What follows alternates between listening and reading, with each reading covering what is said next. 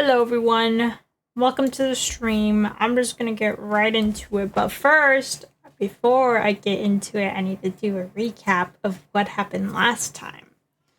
What happened last time was that, let me see, I think we continued investigating for a little bit. I don't think we learned that much besides...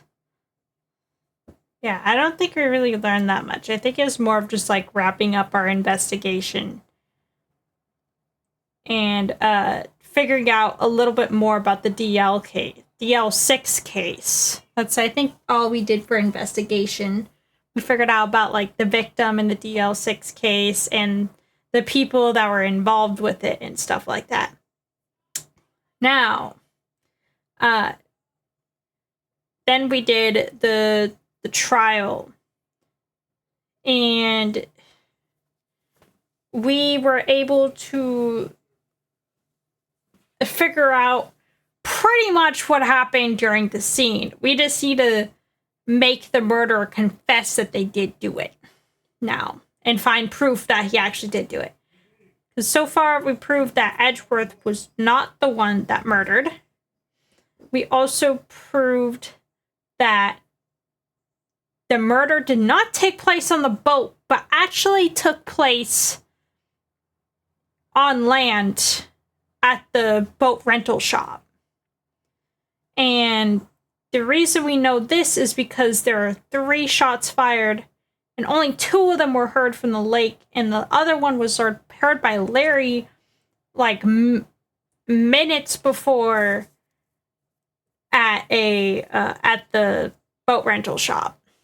So we figured out that the victim actually died at the boat rental shop, and that's where the actual murder scene is. We just don't know exactly what the motives are yet, I guess you could say. We're not quite sure what the motives are yet. And why was Edgeworth framed? We still don't know why.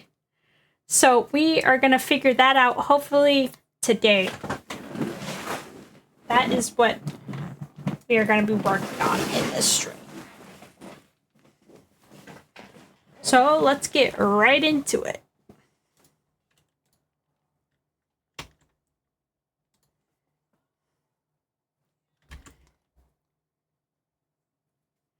Okay, just making sure everything's unmuted.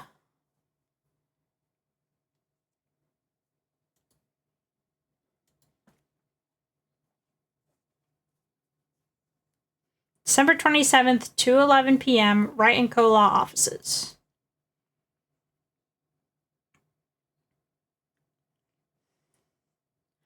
What was Mr. Edgeworth talking about?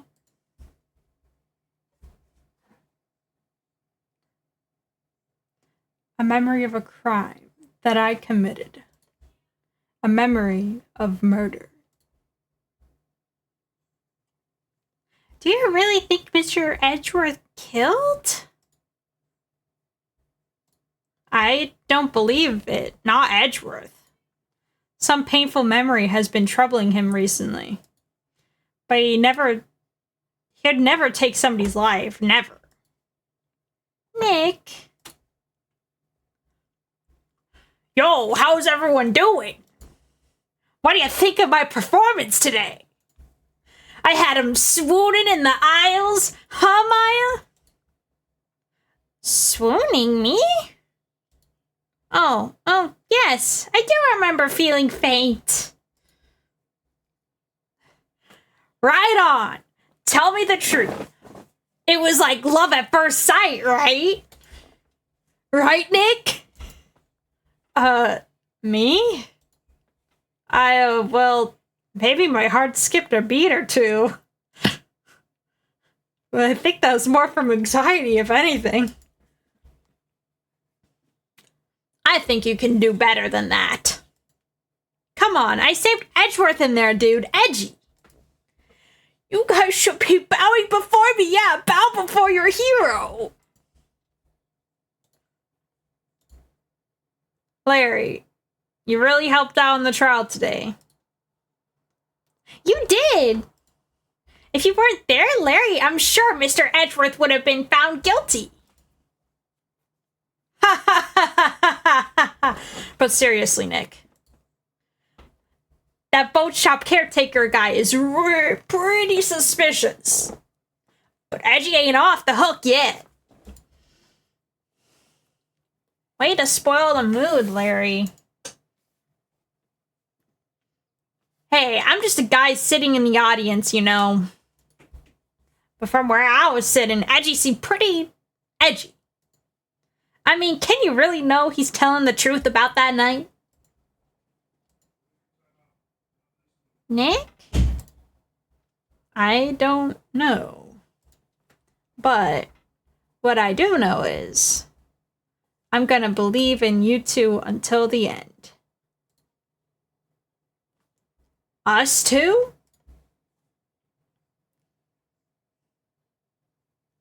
Edgeworth and who else? You mean me, right? Nah, he beats me, right, Nick? Yeah, you, Larry. Not me. But why you, Larry? Huh? Actually, yeah. Why me, Nick? Enough with the silent treatment. Nick, why do you trust Mr. Edgeworth so much? I mean, he's changed recently, true. But when we first met him, he was kind of a jerk, don't you think? You didn't know him back then. Back when he wanted to become a defense attorney. Wait. Was that when you two were classmates? Yes, in grade school. They saved me, Miles, and Larry. They saved me and I'll never forget it. That's why I became a defense attorney, you know. What? Hey, Larry, what's he talking about? Huh?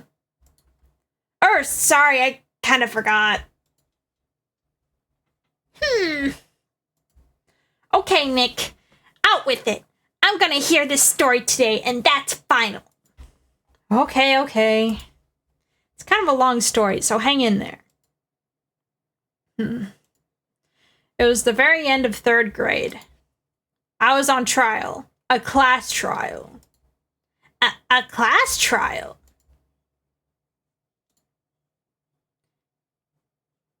You remember, Larry? Spring, end of 3rd grade? A kid in our class got his lunch money stolen. Lunch money? Our school is really small.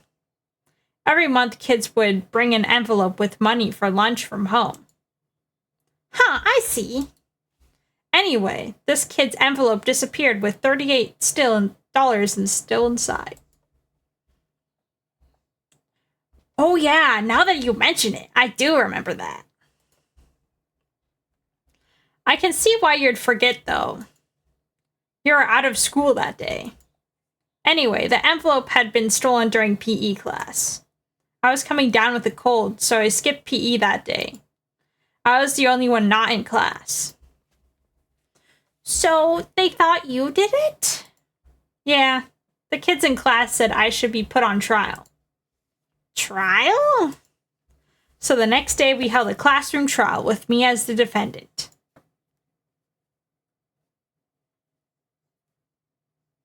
I didn't do it. Guilty, he did it. Guilty, it was you. Thief. Give me the money back. You're such a meanie. No one will play with him. Just admit you did it. You can't hide the truth. Tell us the truth. You're not going to play with you anymore. Yeah. You shouldn't be allowed in the relay race. Give me back my 50 cents I loaned you. Now, Phoenix, you know you shouldn't steal people's money. It's not right. In the end, even the teacher thought I'd done it. Go over and apologize, Phoenix. I didn't know what was Oh. Wait, that's not him. That wasn't him, though. I didn't know what was happening. I was so sad I couldn't stop crying. Everyone was staring at me like I'd done it. I tried to apologize. I went to where the boy whose money had been stolen was sitting. That's when it happened. Objection! He shouldn't have to apologize. The only thing that belongs in this trial is evidence. Anything else has no place. You should all be ashamed, amateurs. Miles?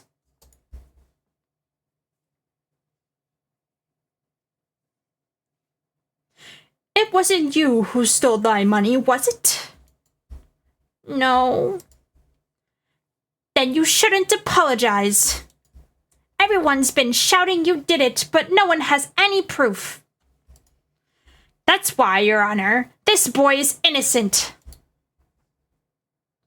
But, Miles, it was your money that was stolen. Yeah, he did it. We don't need proof. Make him say he's sorry. Why don't you all shut up? This is always how it is. Everybody ganging up and picking up on one person. Just think about how he feels. He said he didn't do it, so he didn't do it.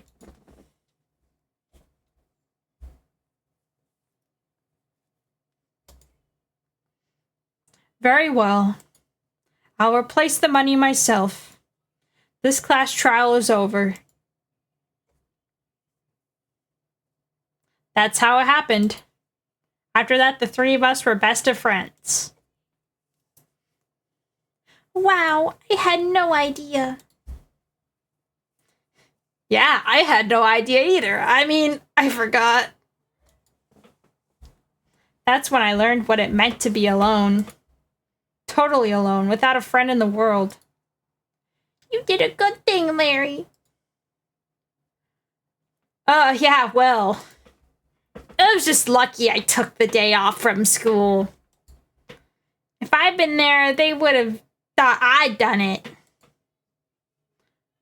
So I took it kind of personal, you see. When something smells, it's usually the butts. Anyway, Edgeworth and I talked after that class trial. That's when I heard his father was a defense attorney. I remember his eyes would shine when he talked about his father. I'm gonna become a defense attorney just like my father. A famous defense attorney. Then a few months later, he suddenly transferred to another school. The DL6 incident. Right. I'm not sure, but the transfer probably had to do with his father's death. That's so sad. It was several years later when I heard Edgeworth's name again. There was an article about him in the newspaper. The headline was something like, "Dark Suspicion of a Demon Attorney." Fabricating evidence, manipulating testimonies, covering up facts. The article said he'd do anything to get a guilty verdict. Anything. But why? What happened? I mean, it's not the Edgy I used to know at all. That's what I thought too. I tried to get in touch with him, I don't know how many times. He never replied. I guess he didn't want to see his old friends. I could just drop it though. I wanted to meet him, to learn why he had become who he became. That's when I decided. Wait, you don't mean you became a defense attorney just to see Miles? That's why? That's why you became a defense attorney, to meet Edgeworth? If I was a defense attorney, I knew he'd have to meet me, whether he wanted to or not. In court. Edgeworth believed in me, and I believed in him. He's in pain, and no one's on his side. I'm the only one who knows the real Edgeworth, and I'm the only one who can help him. Whoa, Nick. So that's why you helped me out for free. Yes. I helped you because I believed in you. Except I don't remember saying I'd do it for free. Oh, Nick! Nick! We have to save Mr. Edgeworth if it's the last thing we do, okay? Right. It very well may be. First, there's that rental boat shop caretaker. We need to find out who or what he is. I'd settle for who. I guess I could clean out some of this evidence I no longer need. Okay, let's go.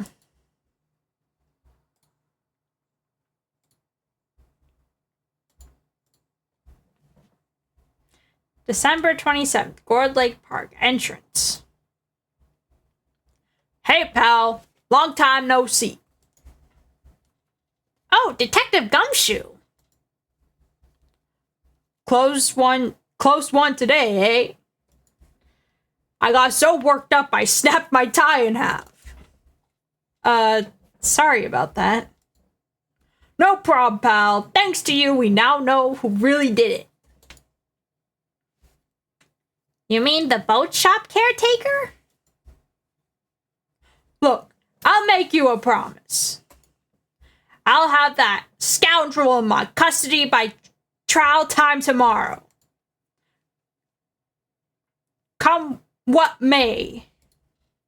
It's my duty to you as a police officer. Now I'm off to catch me a criminal. Detective Gumshoe sure is active today.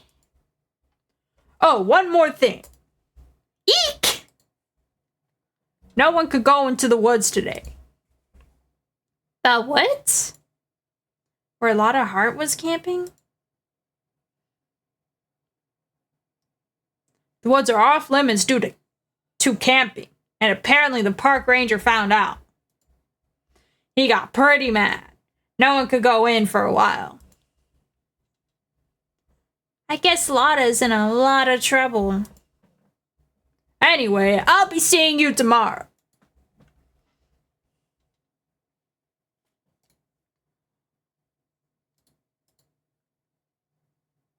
December 27th, Gourd Lake Public Beach. Huh? The steel eyesore is missing. Eyesore? Looks like the hot dog stand is closed too. I guess Larry's too busy worrying about Mr. Edgeworth to show up for work.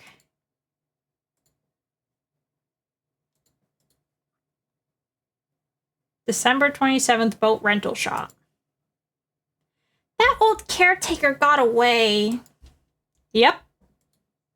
I never imagined he might be the real murderer. Ahem. Huh? I know that clearing of the throat anywhere. Oh, hello. What might you be doing here? Out for a walk, Ah, the days of my youth. Like the scent of fresh lemons, you see. Mr. Grossberg. This is no time for idle reminiscing. Mr. Edgeworth's trial ends tomorrow. Is that true? Yes. But from what I saw of today's trial, Edgeworth should be fine, right?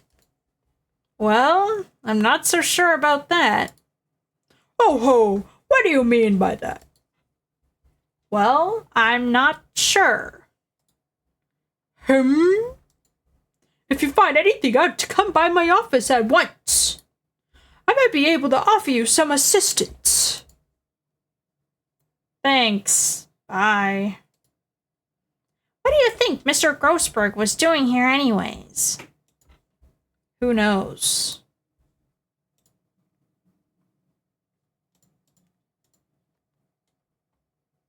December 27th, Caretaker's Shack. Nobody's home. Hello! Hello! Squawk! Hey, it's Polly! I wonder where your owner's gone, Polly. Hello! Hello! Squawk! I can't believe he'd run off and leave his poor parrot to fend for herself. Hello! Hello! Squawk!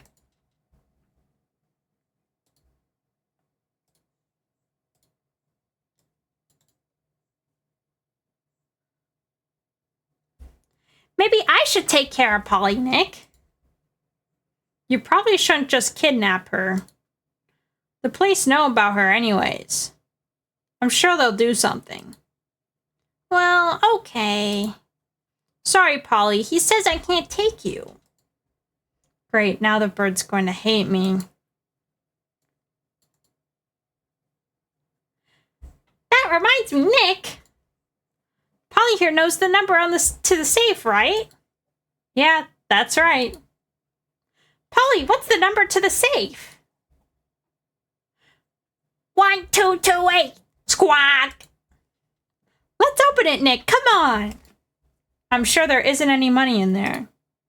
Aww. But hey, he keeps it locked, right? So there must be something of value in there. I'm not so sure. Okay, Nick, let's see what's in there. I guess there might be a clue or two. The only thing in here is a letter. A letter? Ah, boring. There's no name or signature on this thing. It's handwritten in very precise, clear letters. Get your revenge on Miles Edgeworth. Edgeworth? Nick, why would Mr. Edgeworth's name be in there? How should I know? I'm going to read the whole thing. Get revenge on Miles Edgeworth. It also says, this is your last chance. Now is the time to get revenge on the two men who ruined your life. The rest of the letter goes on to describe the murder plot in detail. How to kill Robert Hammond and frame Edgeworth.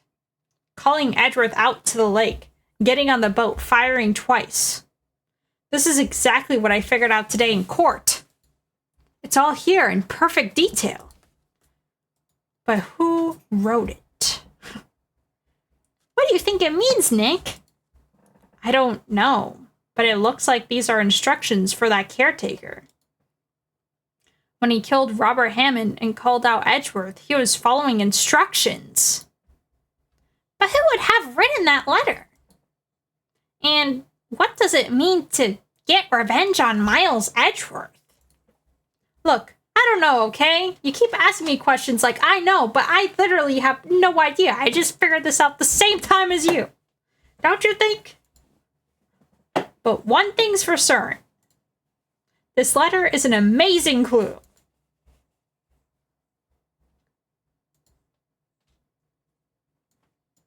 There's probably nothing else of worth in here.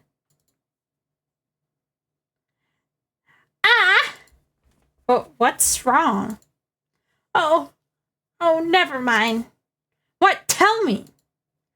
Just when I saw the TV, I remembered. They're showing a Pink Princess special this week. Oh. See, that's why I didn't want to tell you.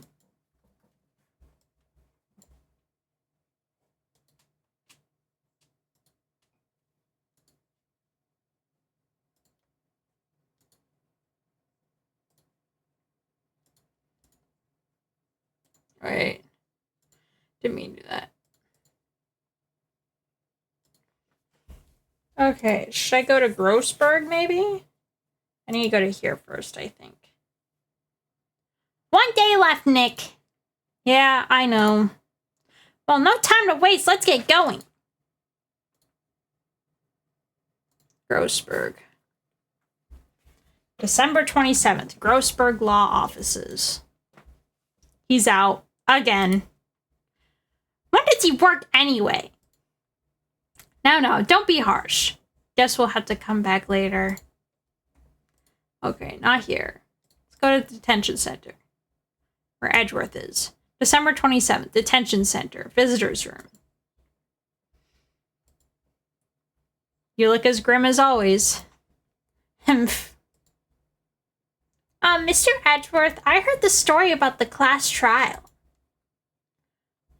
Class trial? What do you mean? You don't remember? No, I don't. Your lunch money was stolen, wasn't it, in 3rd grade?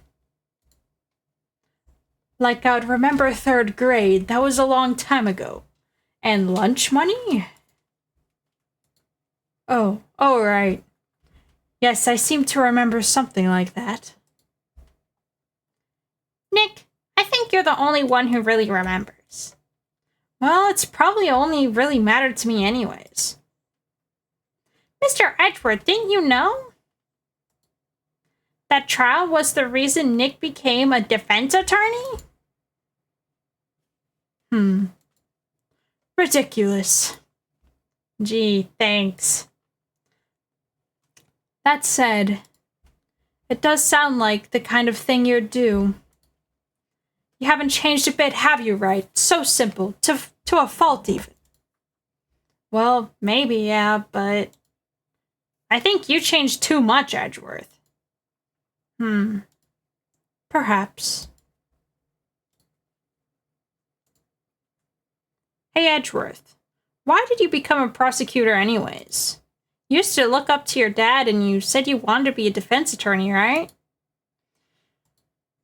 I couldn't let myself deny reality like you. What do you mean? My father was taken from me, and you want me to defend criminals? I'm sorry, Wright. I'm not that good of a person. One suspect was apprehended in your father's murder, right? Yes, that man trapped in the elevator with my father. His name was Yanni Yogi.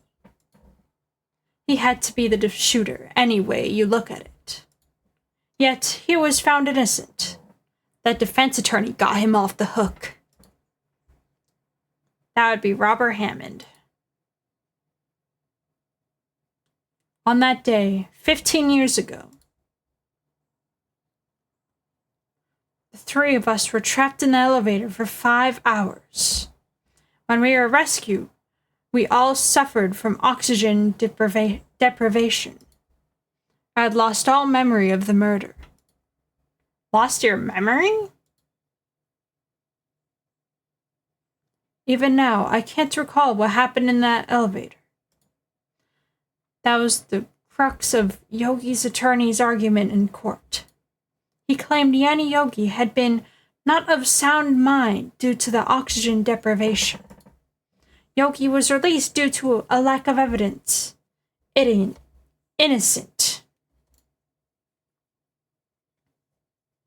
That's when I changed my mind.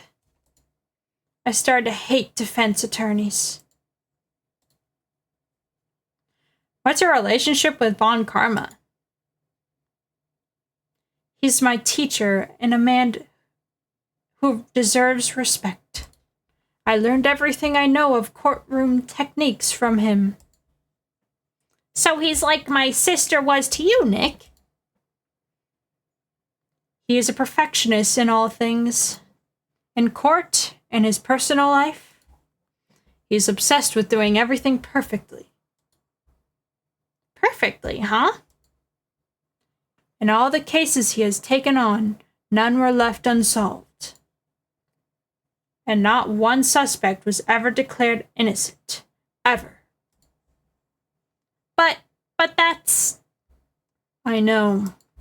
It's possible for some of the suspects were indeed innocent. However, it is impossible for us to accurately determine that in every case. All Von Karma does is his job, to find the suspect guilty perfectly. In any case, it's nigh well impossible to find a weakness in him. Should a weakness appear, he would do everything in his power to make it go away. Edgeworth? If what you're saying is true, you're headed for a guilty sentence tomorrow. He's right! Now's no time to praise the enemy, Mr. Edgeworth. Humph. It's a strange situation in which I find myself, I admit it. No kidding.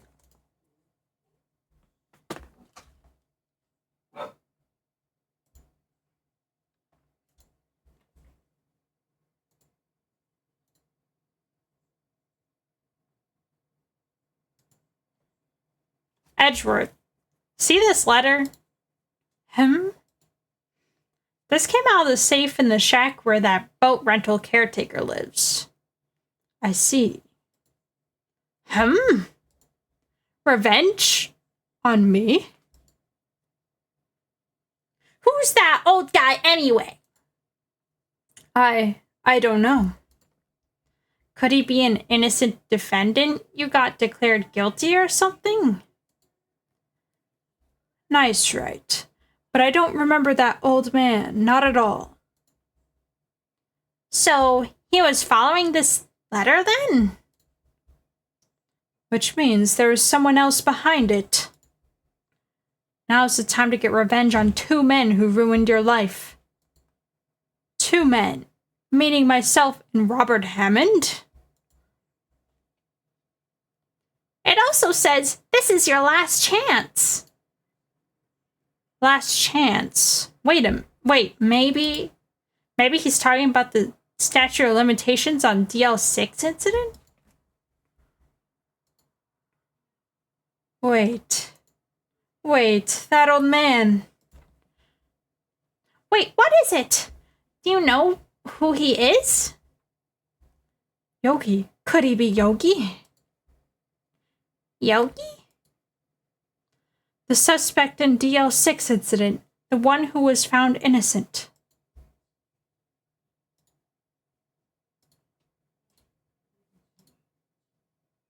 Yanni Yogi was a court bailiff at the time. We just happened to be in that elevator together 15 years ago.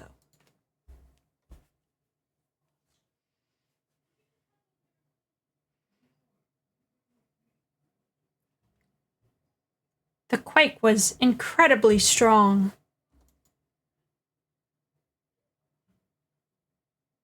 Before I knew it, everything was dark. We were there for so long it felt like forever. The air thinned, and the darkness closed in on us in that little box. We became unsettled. Help! I can't breathe! Quiet, I said quiet. You're not making this any easier. I want to get out. Help us out. Don't shout. You'll just use up more oxygen.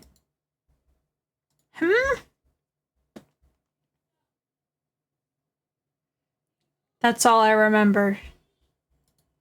When I came to, I was in a hospital bed staring up at the ceiling. In court, Yanni Yogi's mental condition was called into question. They claim the oxygen deprivation and stress has caused temporary insanity. In the end, the claim passed the court, and Yogi was found innocent.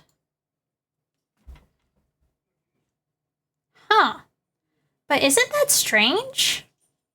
This letter tells him to get revenge on Edgeworth. Why would he want to take revenge on you? Right. Yeah? There's something that's been troubling me these last few days. I didn't know whether or not I should tell you. You mean the nightmare? It's a nightmare I've had. A memory of a crime I committed. A crime you committed? A memory of a murder. I think the time has come to tell all. For the last 15 years, I've had the same dream almost every night. I wake up in a fearful sweat every time. What kind of dream? It's a dream about my father's killing in the dark. I can't breathe. Quiet. I said quiet. You're not making this any easier. I want to get out. Help. Get us out. Don't shout. You'll just use up more oxygen. I can't breathe. You're using up my air. What? Stop breathing my air. I'll stop you. Ah, what? What are you? Stop breathing my air. No, Father. He's attacking Father. Then I see the pistol lying by my feet. I don't know if it was evidence from that day in court or the bailiffs. In a daze, I pick up the pistol. Get away! Get away from my father! Bang! Ugh.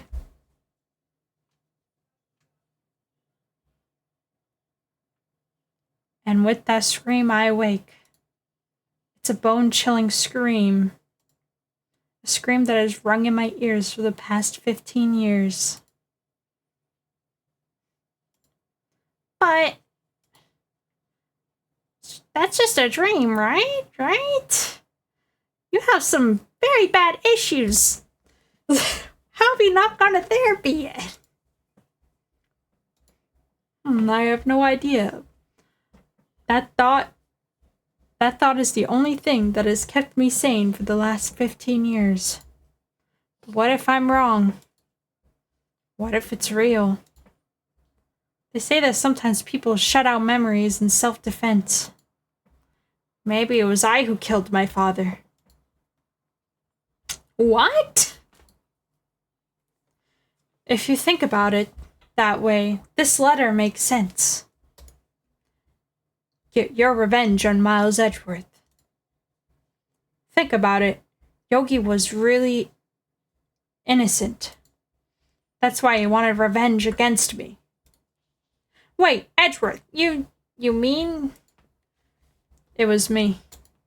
I was the true criminal of DL6. I shot my father. This is bad. What are you gonna go do, Nick? What can we do? I don't know. I don't think there is anything we can do, like it or not. There's someone else who knows a lot about the DL6 incident, maybe. There is, Nick. There is someone else who knows about DL6.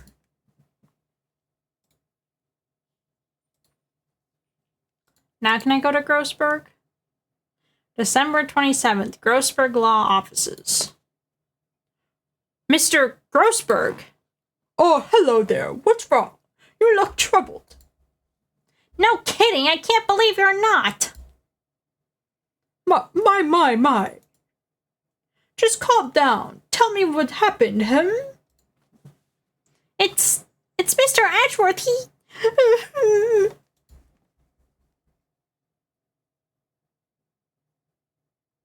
I see. So Edgeworth dreamt he shot his own father. It's only a dream. Only a dream. I wonder. What? If that's the case, then why do you two look so troubled, Well... Also consider this. Yogi quite certainly holds a deep grudge against Miles Edgeworth. So deep he wanted to frame him for murder. This leads me to surmise that Mr. Edgeworth's dream was not a dream. It was real. As you imagined.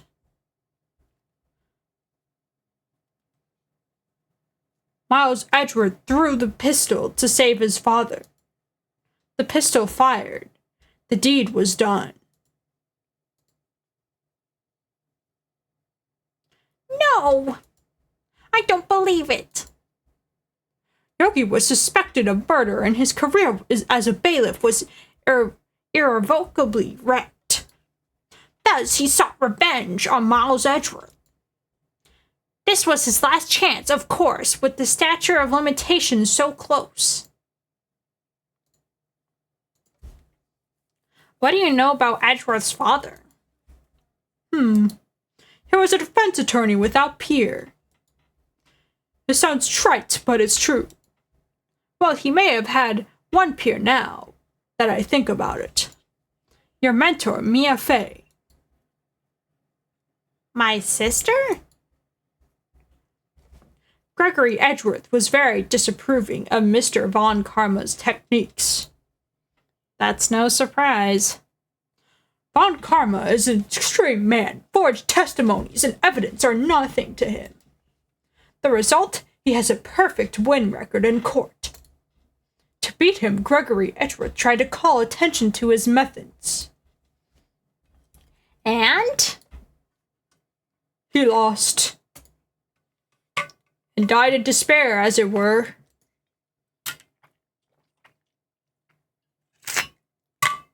I see. When Gregory Edgeworth was killed, the police called on a spirit medium. That was your mother, Misty Fey.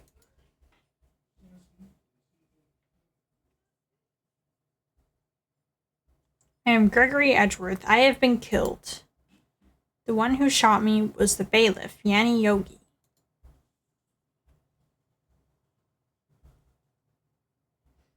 Yet Yogi was found innocent. Yogi was found innocent. That's when my mother left us. Everyone called her a fraud. That's right. Everyone thought she was, you see. Yet, now that I think about it, it seems the one who lied. Thank you, Mill, for raiding. Thank you, Mill, for the raid.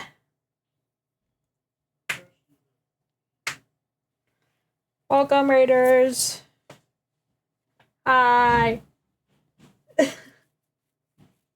Thank you for shouting out Mill for me, Mizuki. It seems the one who lied was Gregory Edgeworth's ghost. Gregory Edgeworth must have known who shot him. I don't believe it. So you're saying he falsified his testimony? That's Edgeworth's dad lied to protect his son? It's only a possibility, mind you. But a possibility nonetheless. Okay. Is that all I talked to him about? I mean, I have nothing more to present, so... Yeah, I guess so. I don't need to go to... I already talked to him.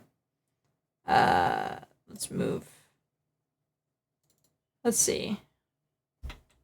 December 27th, Police Department, Criminal Affairs.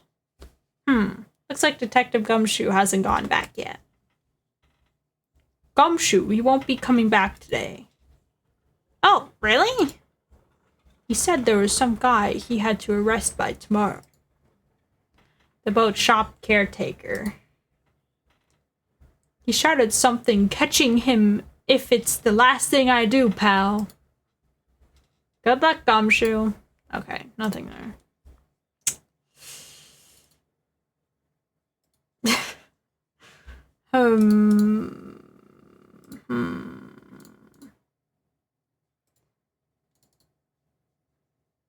Okay. I have to do something. Do I need to present more? I might need to present more things. But what? Okay. Let's see.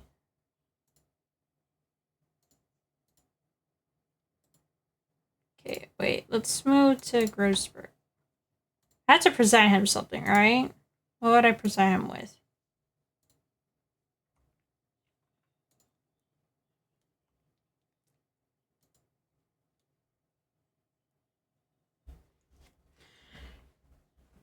I don't know if this is really gonna do anything. this incident took place 15 years ago tomorrow. So tomorrow, we'll see the completion of not one, but 2 trials. All thanks to the statute of limitations. However, I'm afraid that the damage the DL6 incident has done will never be eased. Okay. Whatever, present the bird. Okay. The picture.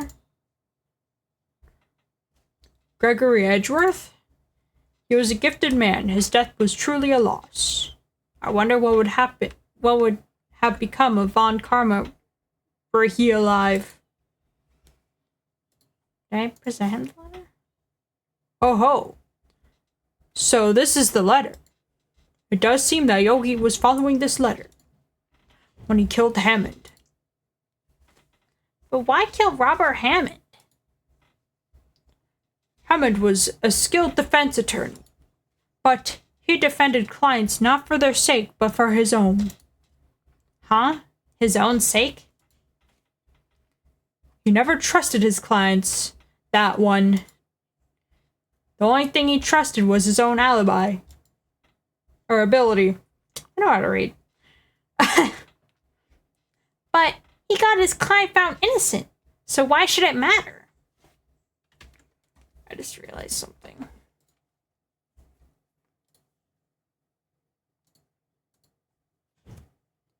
Oops.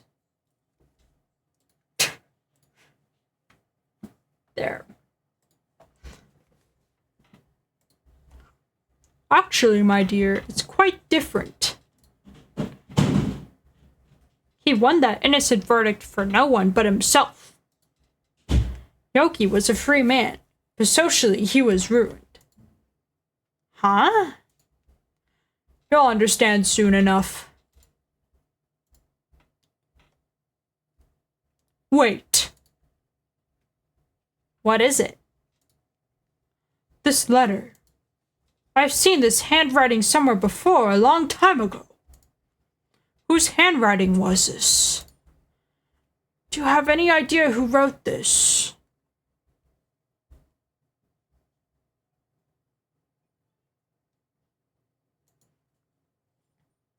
Maybe it was Yanni Yogi?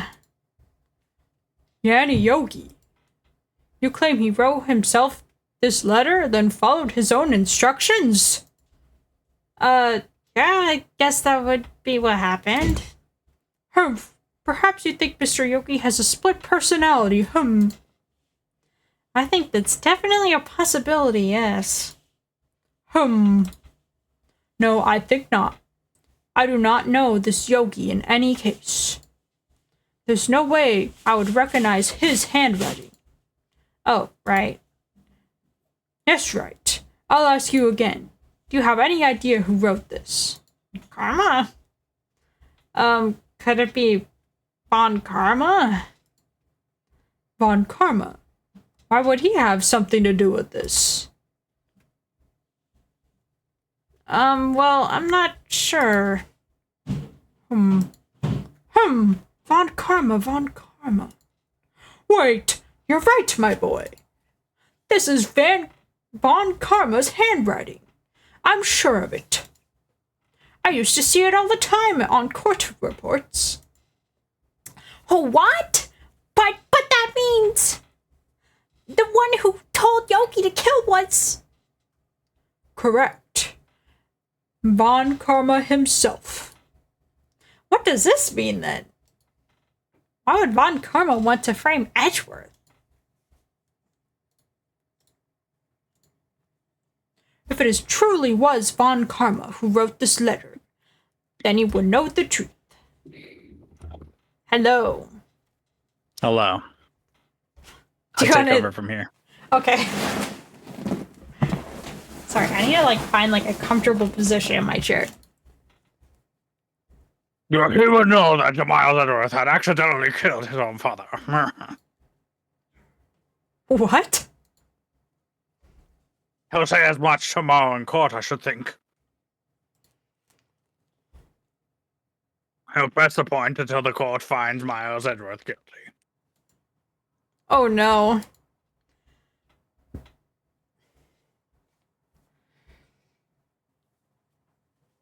dear. But how could Von Karma know that Edgeworth missed a past? Yeah. Even Mr. Edgeworth thought it was just a nightmare. Well, that I do not know. Yes, I do know that Mr. Von Karma and is the motherfucker is a perfectionist.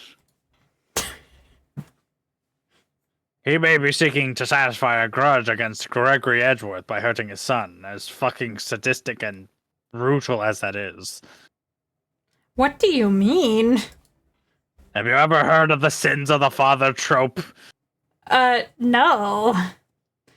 Well, allow me to explain it in layman's terms. He's basically blaming Edgeworth's father for problem. He had a problem. Oh, okay. I totally understand.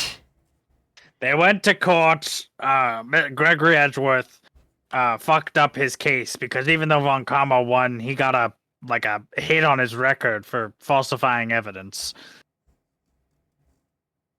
And so he got super fucking pissed. Like, he was breaking shit. What happened in the trial? And someone died. He got the guilty verdict. Whereas I literally just explained 2 fucking seconds ago, No. Gregory Edgeworth got a hit on his record permanently, which, you know, I just mentioned he's a perfectionist, so that really fucking hurt Von Karma.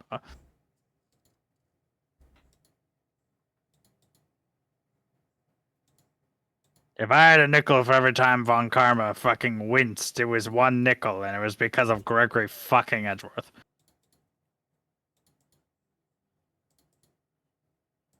Really? He winced? Hi, man seems like Joey. Why did you just say death? But hi.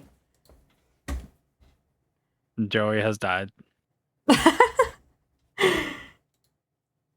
Has he been to Europe? I don't think that's very relevant to the conversation right now, young lady. Why are we talking about vacations? Oh yeah, it's because he's mentioned the only vacation he's been on is to who knows where. Okay, cool. In any case, wait, did you say he took a vacation right after he got shot? Wait, no, hold on, you don't know that yet. Huh? Anyway, getting back to the point, he took a vacation right after that trial. Ah, that's really weird to take a vacation right after a trial you lose. Yeah, it was very specific.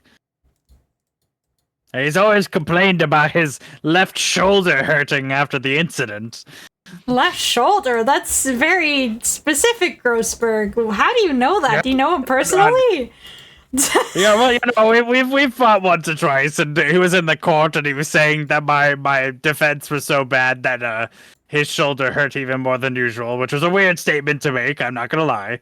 Oh, that's so weird, Grossberg. That's so weird. I'm just gonna, you know.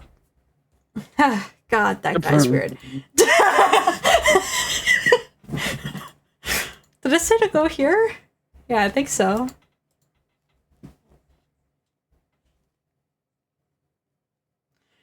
Well, Joey, I'm glad you're excited to get the game. Anybody here? Everyone must be out looking for that old guy, Yogi. Hey, it's Yo. I don't think Gumshoe will be back today. He's kind of busy.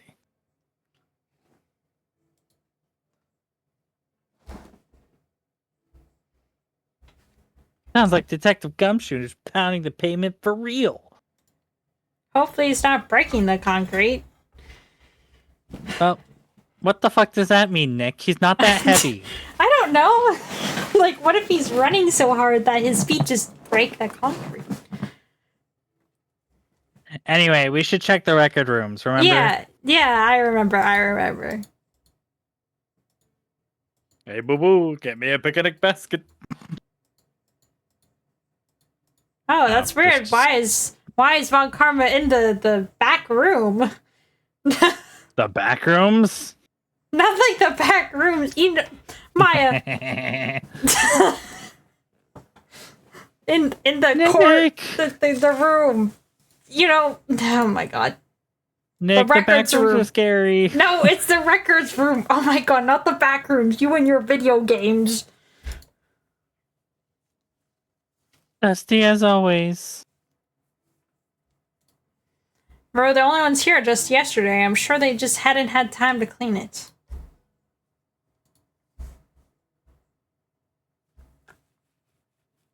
What's wrong, Nick? Nothing. I was just noticing that he isn't here. Von Karma.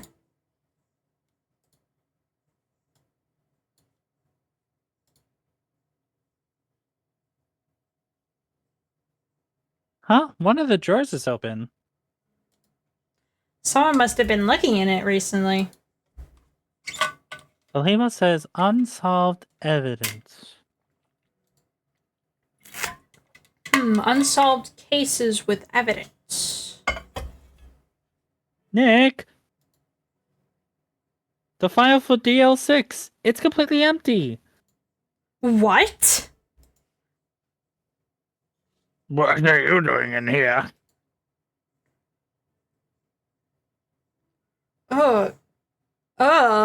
Eek. I don't want to look. Yeah, bro does not have a good frontal profile. His eyes are staring into my soul. Oh, God.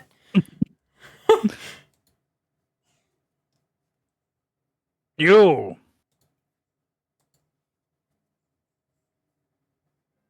How do you know my name?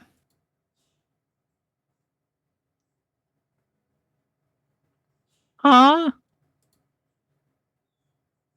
Have we met? What are you saying?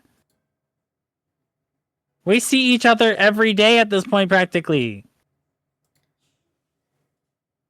We're Miles Edgeworth's defense attorneys. The defense team? Good night, Joey.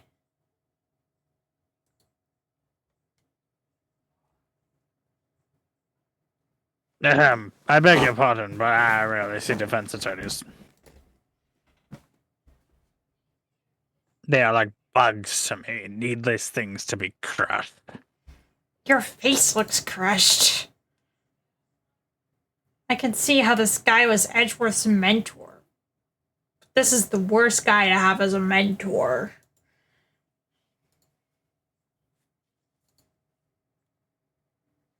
Mr. Edgeworth's your student, right? A romanticist who still can't shed the veneer of amateurism. Just like his father, always second-rate. Mr. Von Karma, you had an axe to grind with Mr. Gregory Edgeworth, didn't you? Me a grudge against a mere defense attorney? Why? Because he dealt a blow to your otherwise perfect trial record? So you did, but what I don't get is, why did you take his son under your wing afterwards? It's kind of weird, don't you think? Like, taking your enemy's son? Like, that's kind of weird. The son of your most bitter, like what? Why do you do this, Von Karma? Why? That, my dear attorney, is none of your fucking business.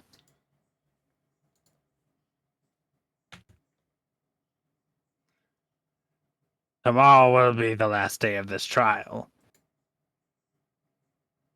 It's been a while since I've had a defense attorney last this long. Still, you will lose, like the rest. Miles Edgeworth will admit to his guilt.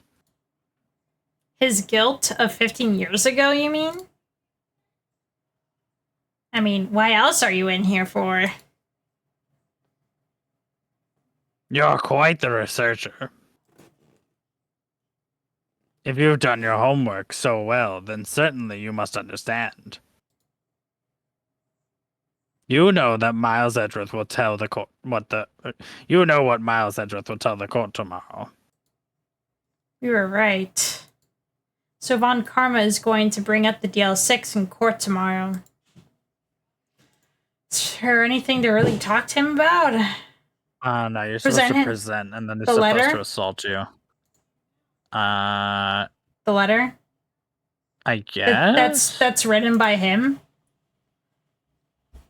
Mr. Von Karma, take a look at this.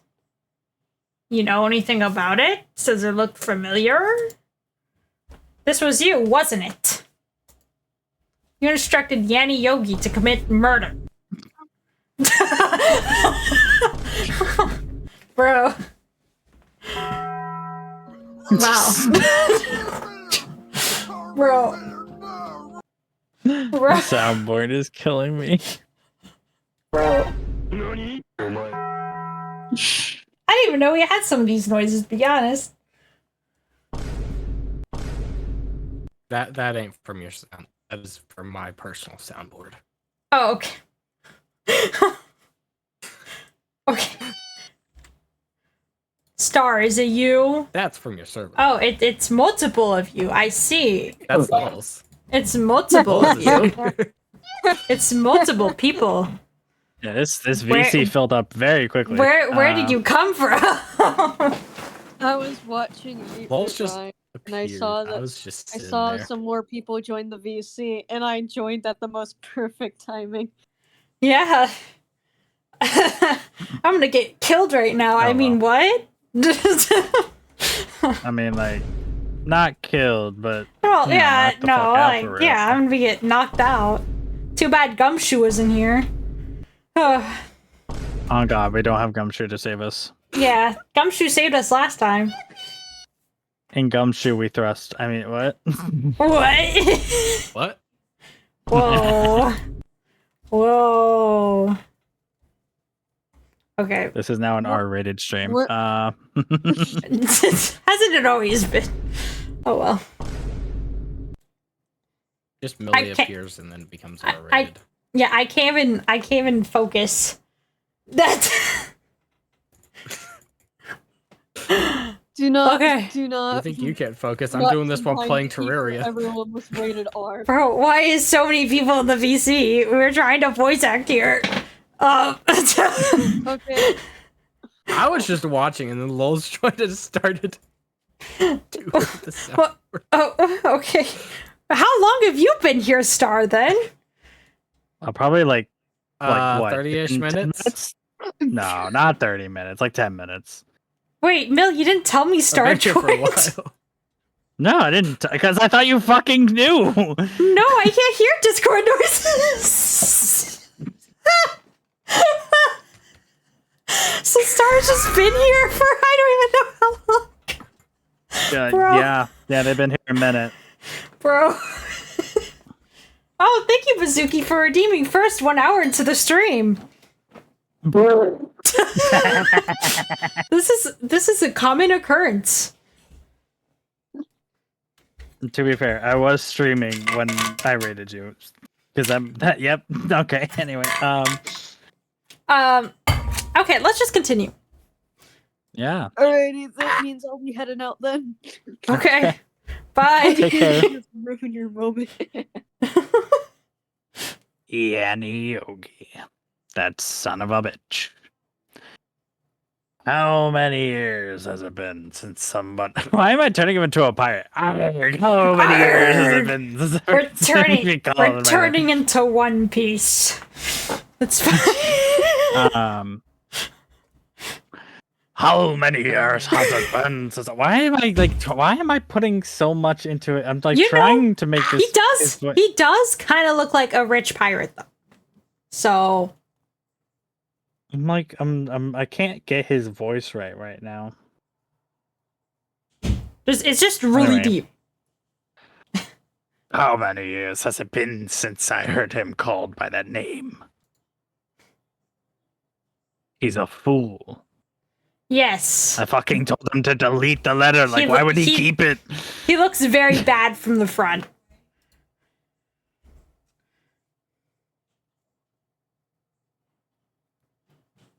I already said that line. Oh, you did? Okay. Sorry. So you admit it. You wrote this letter to Mr. Yogi. Yes, my dear defense attorney. Thank you for taking the trouble of bringing it to me, you fucking imbeciles. You've saved me from a lot of needless hassle. Oh, what? Nick, what is that thing? A stun gun for self-defense usually, and it looks like we're gonna get knocked out right now, Maya, so get prepared to fall on the floor. Oh, shit. Indeed. 600 volts will course through your body like a dog touching an electric fence. That is 600 volts? 600,000? I'm Sorry, gonna yeah, die. 600. Wait, hold on. 600,000? Wait, what? Before we go any further, what is a lethal dose of electricity? Not less than 600. Gosh, that's hurt. Bro, just 50 volts would be lethal. What Bro. the fuck? We're dead. I'm sorry, Maya. We're dying early today. Jesus Christ. Okay, you know what? The first article I read was incorrect. Like, most people are instantaneously death at around 3,000 volts, but even then, this is like 60 times the amount. Fucking what? I mean, that Anyway. I guess that is a great way to knock someone out. Don't worry, you won't die from it.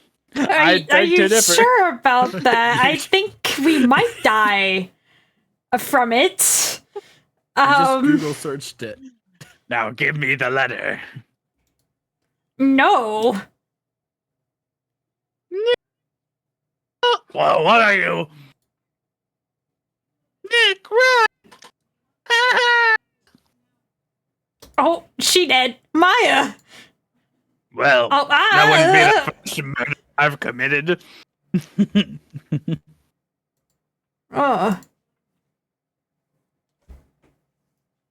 Oh, he got us. The letter's The crazy gone, thing is of that the cops course. see two people who were fucking tased because tases leave like, visible marks on your body. Mhm. The police They do. find two people passed out in their record room, obviously tased, and don't put an investigation into that assault crime. Yeah, Like, I know. what? Like, what? And he took the DL6 evidence, of course. All of it. Back to having no clues. Wait. Maya jumped first. Maya? Is she okay? Nah, she's dead. Finally. Maya? Are you dead? Maya, open your eyes. Stop being dead like your sister. Stop doing an impression of your sister. Maya, Bruh. stop doing an impression of your sister. Bruh, leave that poor girl alone. Wake up. The letter. Did he take it? Huh? Oh, yeah. Are you okay? Why is Fuck. she more concerned about a letter? I couldn't stop him. I jumped as fast as I could, but one shot from that thing knocked me out cold. It should have killed you, honestly. No, knocked you out dead.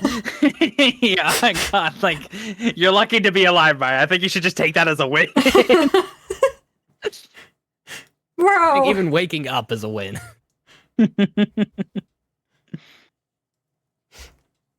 Did you read this? Oh, shit. I'm useless. Damn. She's just like me for real. No. I'm no good as a lawyer or a medium. I can't even call my sister. Not even now when we need her the most.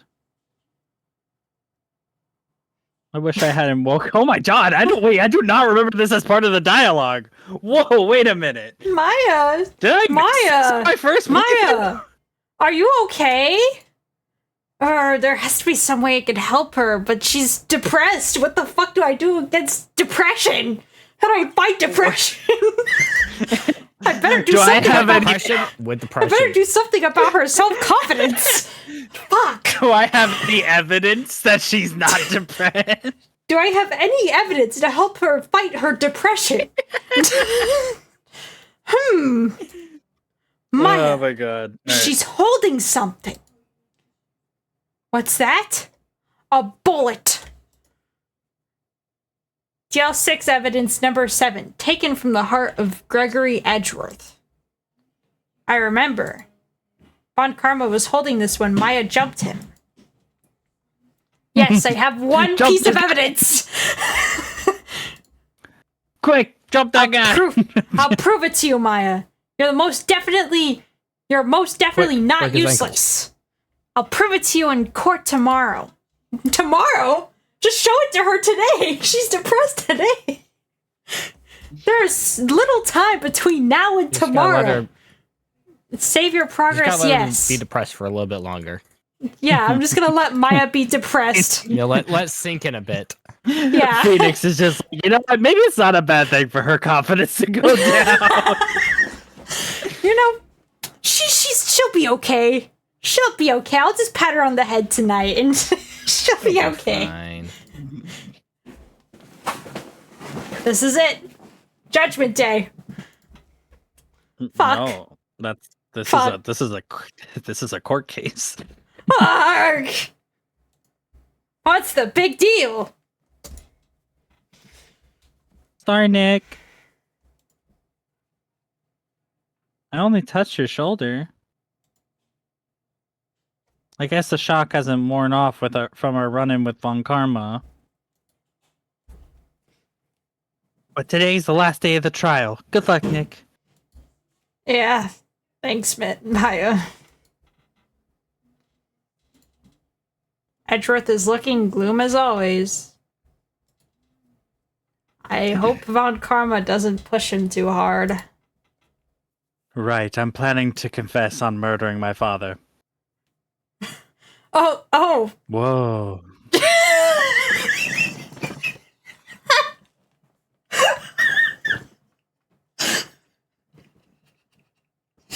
The silence is crazy. I like how you know Edgeworth gets shot and then he just whoa.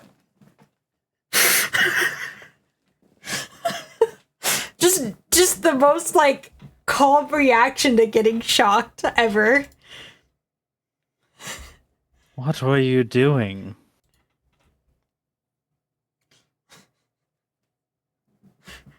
I'm sorry. I just thought I'd cheer you up with a pat on the back. Maya, maybe you should go outside and discharge?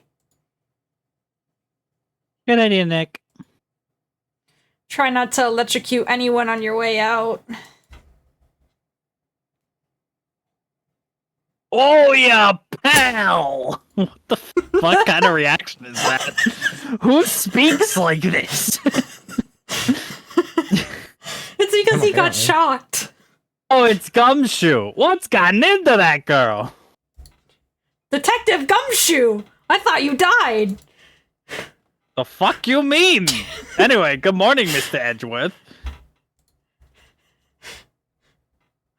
Good morning, Gumshoe. How did it go, Detective? Did you catch him? Oh, we got him all right. That motherfucker was hiding on a park bench. And by hiding, he fucking fell asleep. Wow. Thanks, Detective Gumshoe. You must have really not tried at all. Well, I guess you did try, but, like, must have not been that hard. It was a piece of cake. I actually feel pretty good right now. Even after being shocked? Well, yeah, no, I guess it woke me up. I don't fucking know. Yogi says he's forgotten his own name. But that has to be a lie. Why would he want revenge on Edgeworth if he couldn't remember his past? He does remember, and I'm gonna prove it. Is the air thin in here for you too? Just the way that he's like huffing and puffing. It's like, I'm having a little trouble breathing right now. Hey, Gumshoe, do you have asthma What's by a up? chance? You know, I never got checked. Our health insurance doesn't cover it since I don't make any money with this job. Oh, damn. LMAO. Court is now in session for Miles Edgeworth for the fourth fucking time. The defense is ready, Can we Your Honor. please? Let's wrap this up today, please. I'm very tired. The prosecution is ready. Honestly, that is what his voice sounds like, though, and you hear him say, like, objection and stuff. Yeah, it's a very, like... Bro, do you need a cough drop? Yeah, it's, like, deep and, like... Very well. Are you okay, Von Karma? You don't sound very well. Well, whatever. Anyway, it's the final day. Everybody enter your evidence. Why does it sound like he's saying it as if like it's a school teacher? It's like, everybody turn in their papers. I don't know, because honestly, Karma's been walking over, like, all over him for most of the trial, so... LMAO. Anyway, getting back to the game. Understood. I finally had a chance to clear my throat. Fuck you, Judge. Come on, don't be awed into silence every little thing he says. Oh, very well, Von Karma. What's your opening statement? Right. Not right, but like correct. Thanks to Detective Gumshoe's effort, the boat rental shop caretaker, who fucking, we're just gonna call him Joe Schmo, has been arrested because that's too long a fucking name. Millie, how do you accidentally spend $180 in a week? And the week isn't even half over. How do you accidentally? I easily spend $180 a week. Same, actually. What are y'all spending y'all's money on? Gas. Gas, Gas. rent, Food. Understand. Gas, food. Yeah. I'm Yeah. an adult. I'm also an adult. Oh, hey, what a coinkydink. Anyway. But what do you spend $180 on? It's not like you have a car or like FNAF merch. I guess you could. I don't know.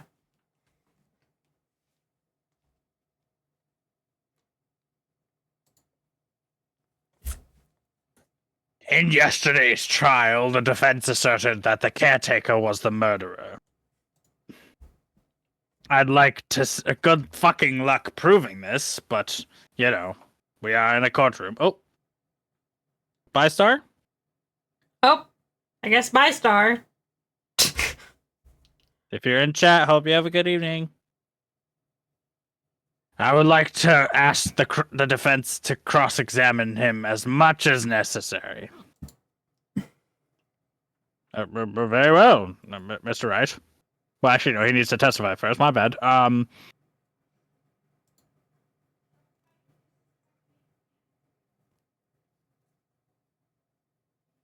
Ladies and gentlemen, I believe you all remember our witness, Mr. Runaway. He lives in the boat rental shop, and we don't need to reiterate this because you already fucking know.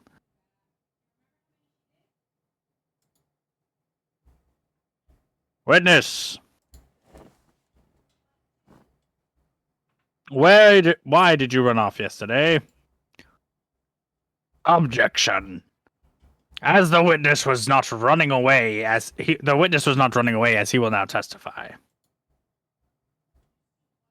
Oh, I see. Proceed.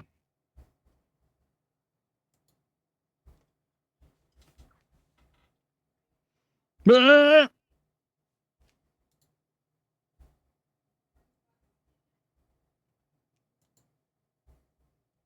Well, you see, I'm really sorry about leaving like yesterday, like I did. I wasn't running away, nothing. I went to buy some food for Polly, you see? My bird? The thing you fucking cross-examined your weird-ass lawyer? The bird! Why cross-examined? I didn't cross-examine a bird. Well, you didn't cross-examine the parrot yet? No. Oh, LMAO. I had to go get food for my bird named Polly. Since I figured I got nothing else to do with the incident, I just kind of left. I mean, I need one of them motive things, don't I? Why the fuck would I kill Robert Hammond? I mean, the dead guy that I don't know the name of. And so my testimony yesterday stands. Very well. Don't fucking run from my courtroom again. The defense may now cross-examine. He has to know his name. Yanni Yogi. You're Yanni Yogi, and I'm gonna prove it. How do I prove that it's his name when I don't know if I have any evidence? Okay, I honestly have no idea. Wait, so he didn't steal the evidence. He just stole the other evidence. He stole the letter. Yes. Okay. How do I prove it's his name? I realize now that what I said earlier in the lobby is so much funnier because I thought we were further into this case. So Edgeworth being like, I'm going to admit to the murder of my own father. It's so much funnier now. Because that was not even a thing that they were like considering might happen. Just could you imagine if he went up to right, I'm planning to admit to the murder of my own father. But why would you do that, Edgeworth? You're not even being accused of that. What? Should I just press him, I guess? Yeah, press on everything, I guess. Okay. So I don't really have any evidence. Are you really a boat shop keeper? Caper. I'd call what you did yesterday. I'd call what you did yesterday running away and not just leaving. You heard Larry's testimony and realized you were in danger. Objection. Now, Mr. Wright, there's no need to rush to conclusions. As I said, the witness was not running away, and I said it, which means it's the only thing that matters in this fucking court. He sure seems relaxed for literally probably be the cause, like the main person of the murder, but I guess maybe it's because I have no evidence anymore. In fact, I mean, I think I literally just said that, so. Okay. Then why did you leave? I did not mean to press that. Objection. He just said he needed to get food for his fucking parrot. Are you even listening? If I sat quietly, Edward would be guilty in 3 minutes.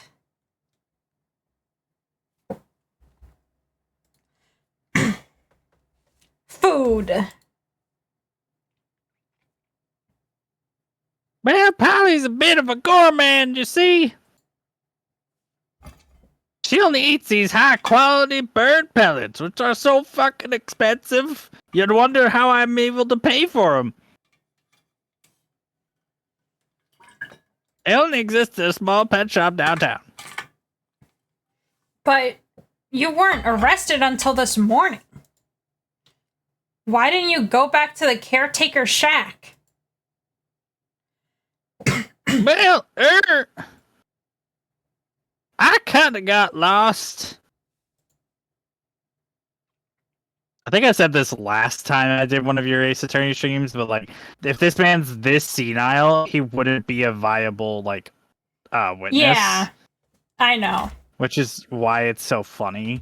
But anyway, the witness has trouble remembering things. I find sometimes. I find it funny because if this is the same guy from the previous trial or whatever, he was called off because he was this like bad at remembering things and stuff like that.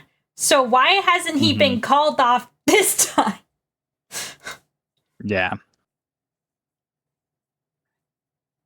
The police apprehended him. He was on his way to the shack. Yeah, right. Nice try, Von Karma. No one's going to believe that. So I see. He was lost. Please, Your Honor, come to your senses. I have no sense. I know.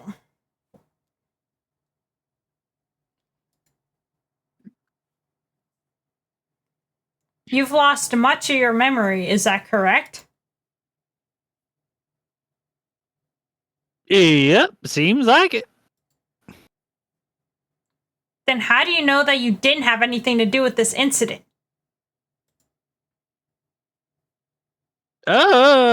You actually make a good point, but I'm not gonna answer. Or maybe you're lying about not having your memory, You know exactly who you are. A witness has testified quite clearly that he has no memory of who he is. If you claim he's lying, then show the court proof. Grr. How am I supposed to prove what's going on in that old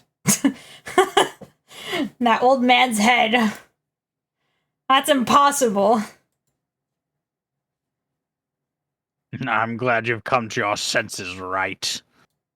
You could never have hoped to defeat me.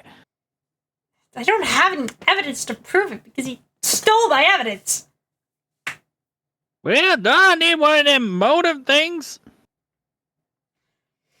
What am I supposed to do? Like, what I guess just this press is the last again? And just press, because I think it's supposed to like run out, and then you get the idea to cross-examine the parrot. How can you say you had no motive? I say you do. You had a grudge against Edgeworth and the victim, Robert Hammond. That's why you took revenge on them, right? Objection. Please don't make me repeat myself, Wright. This witness has no memory of anything beyond several years ago.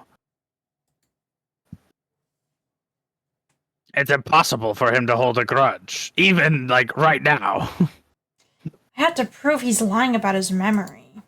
Otherwise, it's going to be the same thing over and over until the trial ends. If only I could bring in the parrot that he has in his house. Might I say something, Mr. Wright? Yes. Yes, Your Honor? You've been saying the same thing now, over and over. You've been calling the witness's memory of the past, or lack thereof, into question. But does this really have anything to do with the current case? Of course, Your Honor. The witness has said he has nothing to do with this case and no motive. But both these statements are lies. I have no evidence, but they are. Order. Mr. Wright, there's a very serious problem to your claim. Or are you saying you know who this witness is? Of course, Your Honor. Oh, and who is this? Or now this is interesting. I myself would like to know who he is. Don't play dumb, Von Karma.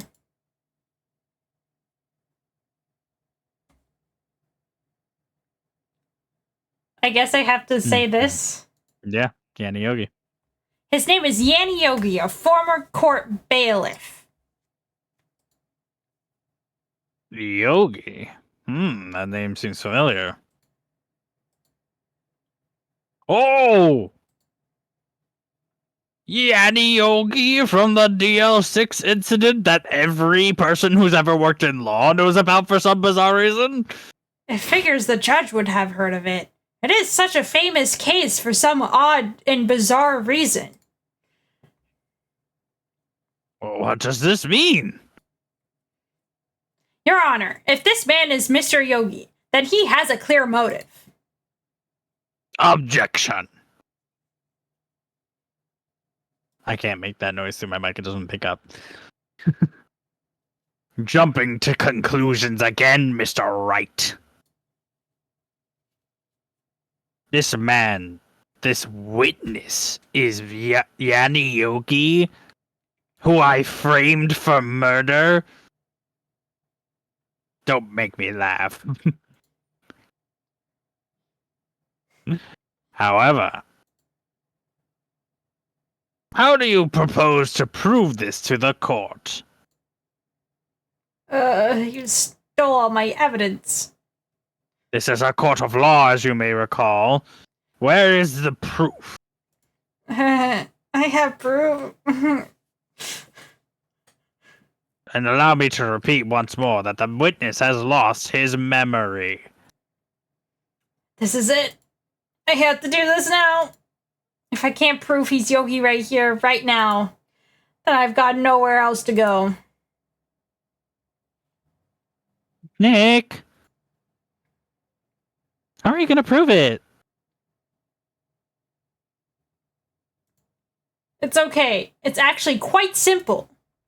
Your Honor, please take this man's fingerprints. Then we'll compare them to the fingerprints on file for Yanni Yogi 15 years ago. Oh, that makes quite sense. Yeah, why don't we do that? I'm very sorry, Mr. Wright. Huh? Well, why? His fingerprints are gone. What? What? No fingerprints? Hold on one second.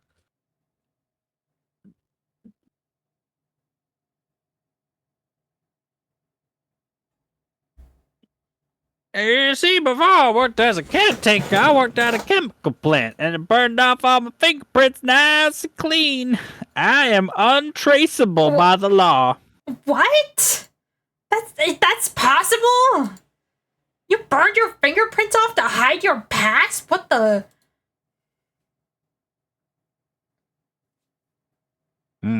Well, Mr. Wright, clearly your client is guilty. There are no fingerprints, so very clearly we cannot prove that this man is Yanni Yogi. No. What will you do now, Mr. Wright?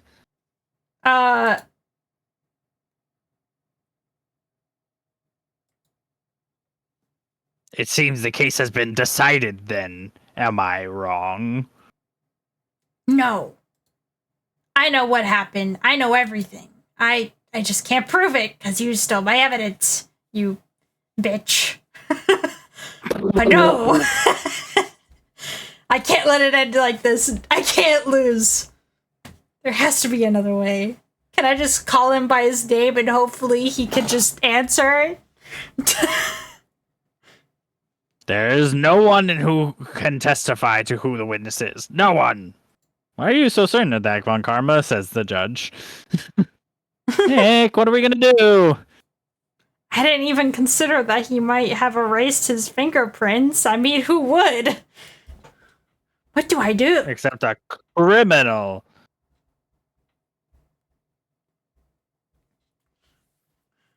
Well, Mr. Wright, your move, or is it checkmate? Perhaps you'd like to cross-examine his parent for a little comic relief. Yeah, very funny. You're a sore winner, Von Karma. Actually, then wait a second. That's an amazing idea. His parrot remembers everything. Nick, what are you thinking? Yes, You're I not am. seriously going to. I am, Maya. It's our only chance. Your Honor, I might have to leave. the defense would like to take Mr. Von Karma up on his proposal. What?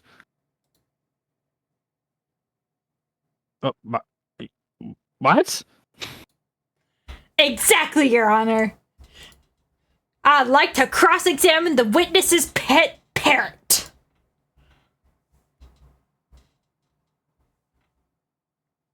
Order, my court. Right. You know what? No, fuck it. Karma, what do you think? Need I even ask? This is a farce. Of course I object. Objection! Wait a second. You were the one who suggested I cross-examine the parrot, Von Karma. Being fucking sarcastic, right? What do you mean? I'm autistic. I don't take sarcastic as an answer.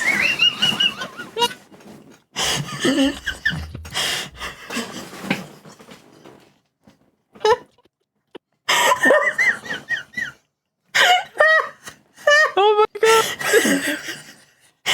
Okay.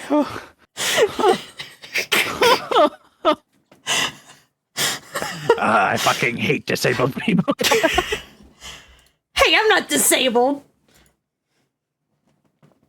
If you're so desperate, then fine. Go ahead. Yes. But if you should go through with this,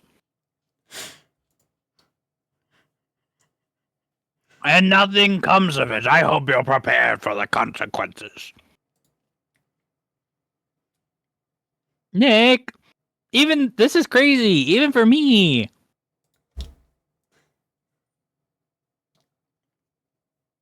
Well, you still want to do it, you little bitch baby boy? I'm not a little bitch baby boy, and of course, let's take the parrot to the stand. I will cross-examine the parrot, Your Honor. I'm too old for this shit. Alright, right, I guess. Yeah, bring the parrot in. This is the most ridiculous thing I've ever heard. Von Karma's rigged every person's testimony, every piece of evidence. Except the parrot. She's my last chance.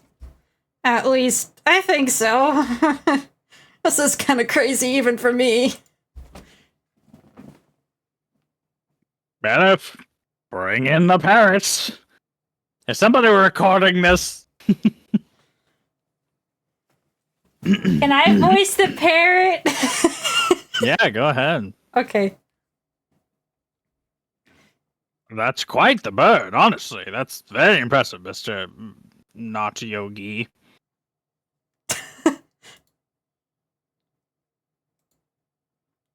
Name! The witness is ignoring me. It must hurt to be ignored by a bird. Very well, witness. Who is your owner? Please testify for us. Who is your owner? Hello, hello, squawk.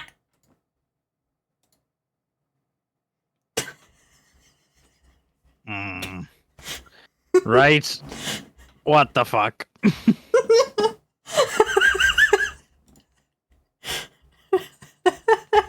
Cross-examine. Right. Nick, what the fuck? I know. I don't know. What are we gonna do, Maya? I don't know. I didn't think this far.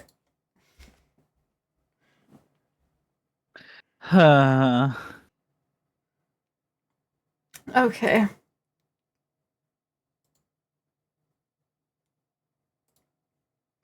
Hold it! Witness, you can't just say hello and expect us to get anywhere. It's a bird. What the fuck? I want you to testify. Maya, you talk to her. Right. What do I say? Have we forgotten something? As I recall, 2 days ago,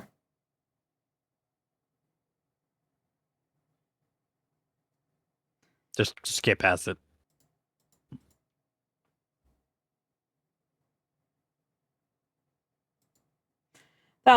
Okay, if I get her to say that here, that'll prove that the caretaker had something to do with DL6. Polly, have we forgotten something? Hello, squawk. That's not what you're supposed to say. Forgot something. Did we forget something? Hello, squawk. Uh-oh, it's not working, Nick. She won't say it. This is ridiculous. Why won't she say it? Something the matter, right? Wait. Don't tell me Von Karma expected this. He couldn't have retrained the parrot, could he? Did he train her not to respond when we asked if we've forgotten anything? Honestly, that's impressive. To train a bird in literally a day is impressive. That is. He must have spent all night on that. That's probably why he has bags under his eyes. Yeah, press on that. Just keep pursuing every option until we have no longer any options. Witness, you're here to speak. You must speak to me. Frankly, I can't believe that you're speaking to a fucking parrot. Well, I guess we should try to get some information out of her. We need to show the judge that her owner is Yanni Yogi. Oh, should I press her to... Do I press her again and say something else? Yeah, try pressing there.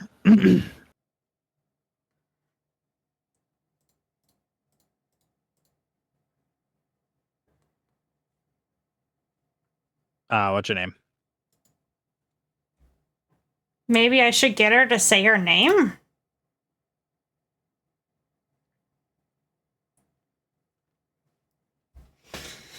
Yeah. Oh, Polly, what's your name? Polly, squawk! Mr. Wright, you got a name out of the fucking parrot. Yeah, good job, I guess. How does this help? Of course. Yes, it does. Oh, I'm fucking surprised. Fascinating. You claim that the parrot's name will prove the owner's identity? Then show us proof. Nick, don't you think you're taking the bluffing a little too far? Listen, we're not here to answer the question of who is the caretaker.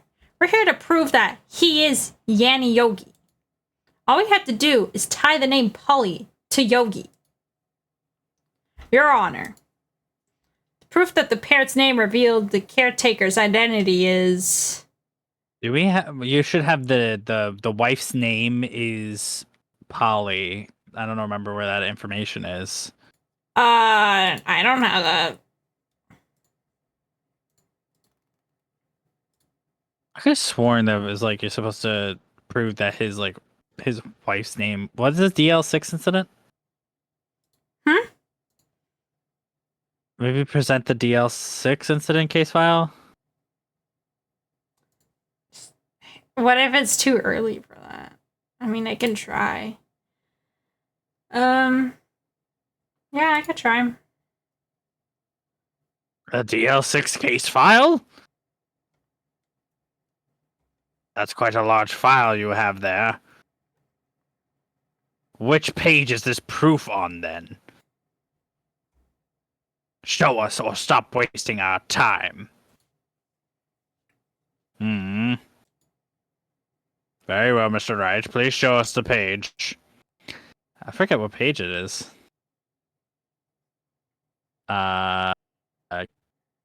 Suspect.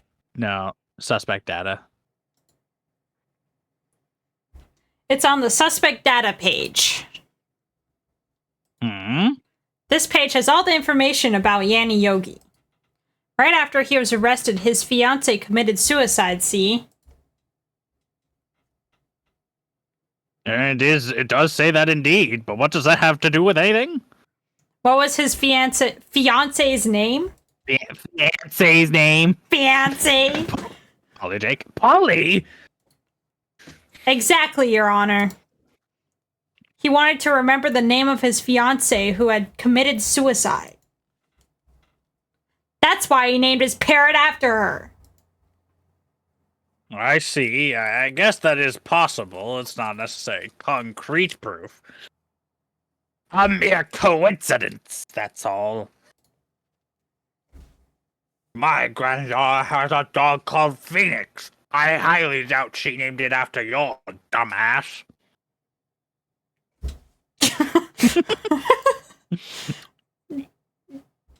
Jeez, I'm not a predator. Gee, what are you coming at me with? Jesus. He is right. He is correct, Mr. Wright.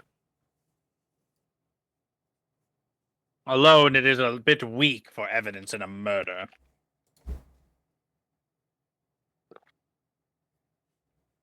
Do you have any collaborating evidence? Where am I going to find that? Nick, we're getting closer.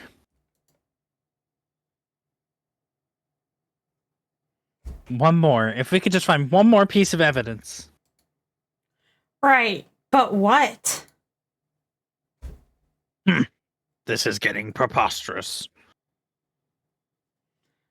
Very well, witness, you may continue.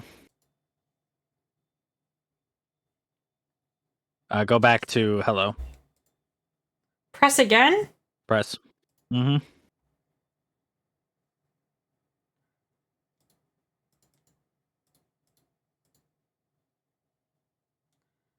What's the safe number? What's to say? Yeah. Yeah. Mm-hmm. Maybe I'll get her to say the number of that safe. A safe? Why? Let's just try to get her to say anything, okay? Polly, what's the number to the safe in the shack? 128. 1228. 1228. My, what a reckless parrot. Well, Mr. Wright, are you claiming that this number has something to do with the caretaker? Actually, it does. Actually, it does. That's why I had her say it. This is ridiculous. How can a number to a safe tell us who the caretaker is? Show us the proof. How could the caretaker's identity? You do the DL6 case file again.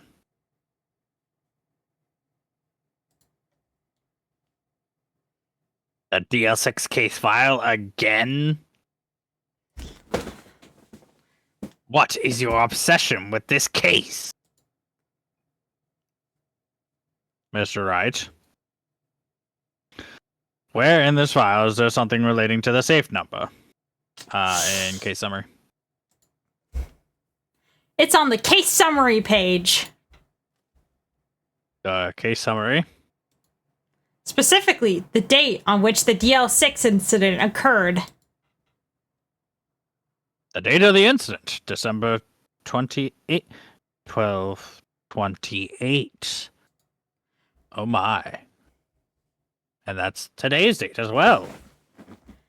Good grief, this is a very coincidental case. And the number on that safe is 1228. 1228. If you did not understand that, Judge. I got it. I got it. He used the date of the DL6 incident as the number for his safe, Your Honor. That's how important that date was to him. I see. It certainly is an interesting coincidence. When you pair that with the fact that his wife is also the name of the parents, it's not too far-fetched. Objection. This is not tangible proof. I set my ATM card number at zero. That's such an old phrase. ATM card. Wow. I set my ATM card number to 0001 because I'm number one. This has nothing to do with a date. Nothing. That's enough. I think we've reached a conclusion here. This is a mere coincidence, that's all. Ooh, that is a possibility. But fuck you, Von Karma. But two coincidences at once tends to be correlation.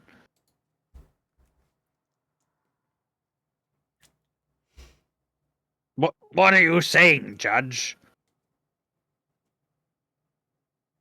Summon the caretaker of the boat shop. Immediately.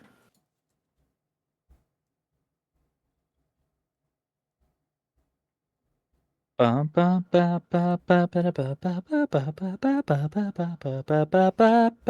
love this song. You know what you should look up? You should look up Smooth McGroove. Absolutely love what he does. He does like acapella covers of video game music, and he did he did 2 songs from Ace Attorney, and I fucking love it. It's so good. You should DM me that name. Anyway. I'm gonna forget. LMAO. I'll probably just find the video and send it to you as a whole. Okay. Witness. Tell us your name and don't fucking lie. Objection. Wait. The witness, he doesn't remember. No. It's okay. Huh? I've accomplished what I wanted to do. I'm done. Nick, he looks totally different. This is the real Yogi, I think. Finally. He's been acting feeble to hide his true identity. Acting for 15 years. Well, let me ask you once again. What is your name? My name is Yanni Yogi. 15 years ago, I served as a bailiff in this very court.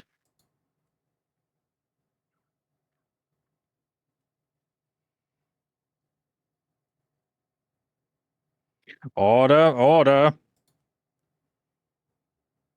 Yanni Yogi. So, was it you who killed Robert Hammond? And tried to frame Miles Edgeworth for the crime? Yes, it was me. I did it. They put me on the witness stand 15 years ago. Robert Hammond said I was mentally unsound. He told me it would make me innocent, get me off the hook. So I pretended to have brain damage. I was innocent, but he didn't believe me. We won the trial, but I lost everything. My job, my fiance, my social standing, all of it.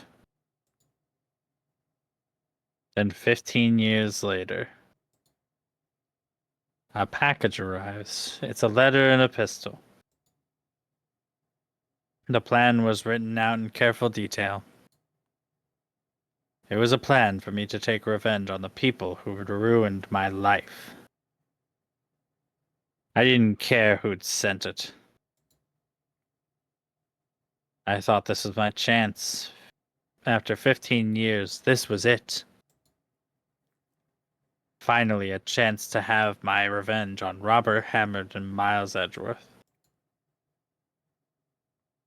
I have no regrets. Wait a moment. Revenge against Miles Edgeworth? What do you mean? Sorry, let me take off my socks really quick. In the middle of the most serious part of the case, my socks are really just like They're not it bothering right me. now. They're bothering me. My feet kept slipping no. off my chair. I'm not at liberty to speak on that matter. Why don't you ask Mr. Edgeworth yourself? Anyway, I admit it. I killed Robert Hammond.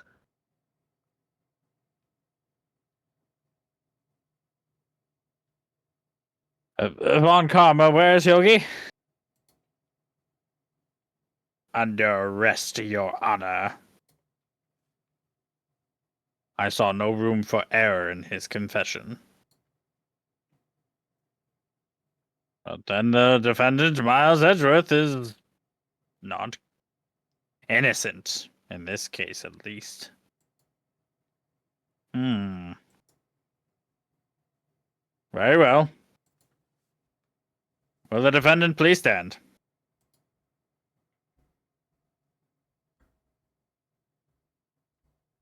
There are a few mysteries left unsolved. You are cleared of the suspicion for this particular case. So, I would like to pass judgment on the murder of Robert Hammond. Any objections? I don't believe it. Why won't Von Karma say anything? Very well. This court finds the defendant, Mr. Edgeworth, hereby not guilty. Yippee!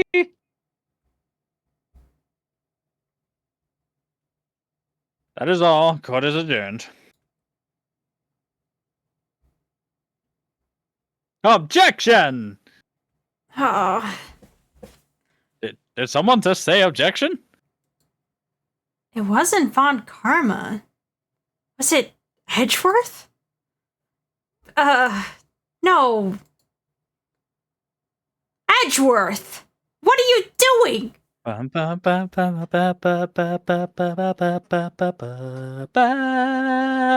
Sorry. It's such a jam. Anyway. I know. Your Honor, I murdered my own father.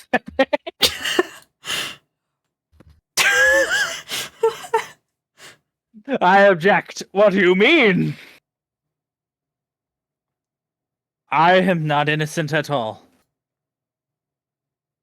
As we have heard, Yanni Yogi killed Robert Hammond in revenge.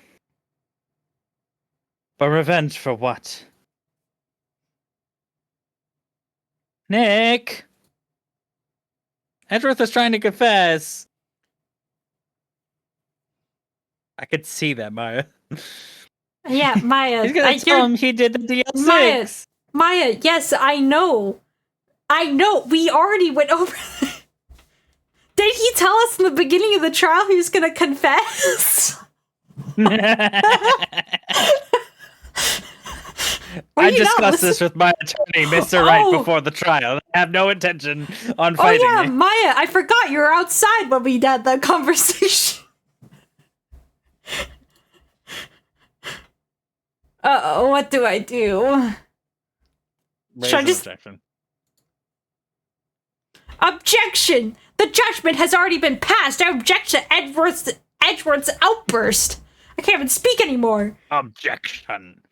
Didn't something like this happen yesterday too, Mr. Wright? I believe a certain witness raised an objection after a guilty verdict was passed. That would be Larry.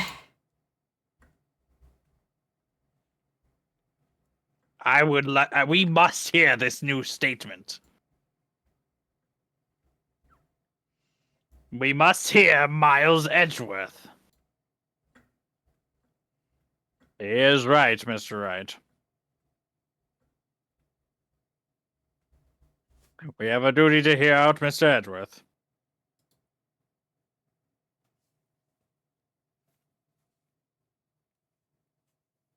I murdered my own father. That's all that's needed to be said.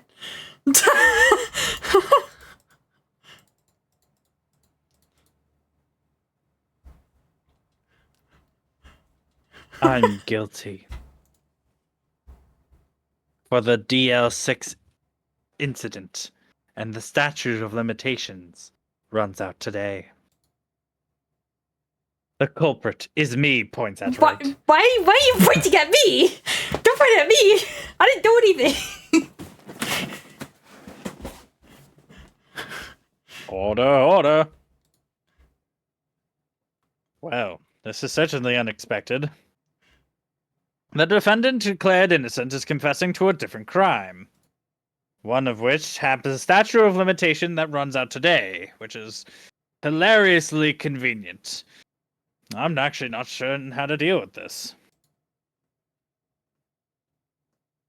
Bah! I am a sheep.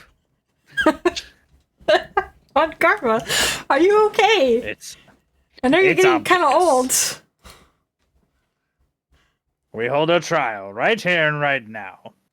We're all getting paid for this anyway, so might as well. We need to try this man for the murder of 15 years ago. Also, not to mention he was a kid, so like how could he be like he's not gonna go to jail for a crime he committed as a child. No.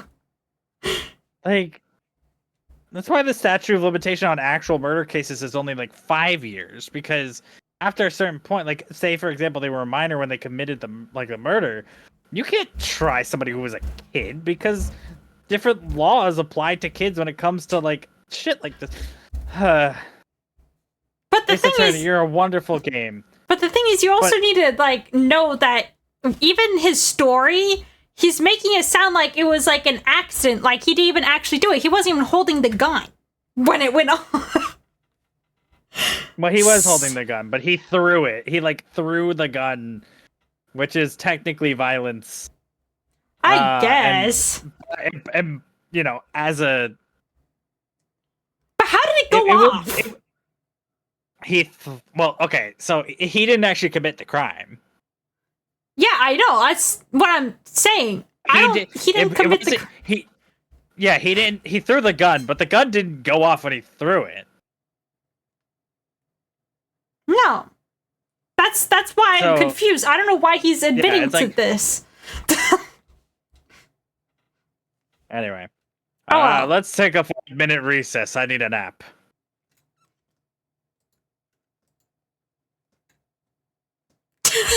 I need a nap. December 28th, 2:24 p.m. District Court, Defendant Lobby number 2. I'm sorry, Wright. I've wasted all your efforts. Mr. Edgeworth, I just don't believe it, sir.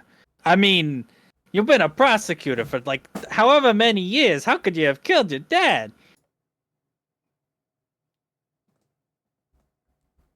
I didn't want to believe it myself, detective. Especially since all the memories around then are fucking hazy, as I was only fucking 10 years old. But I believe it's the truth. I deserve to be punished. Murder is murder. No matter the circumstances. Unless it's, you know, manslaughter. But, okay. This is crazy. Crazy, I tell you.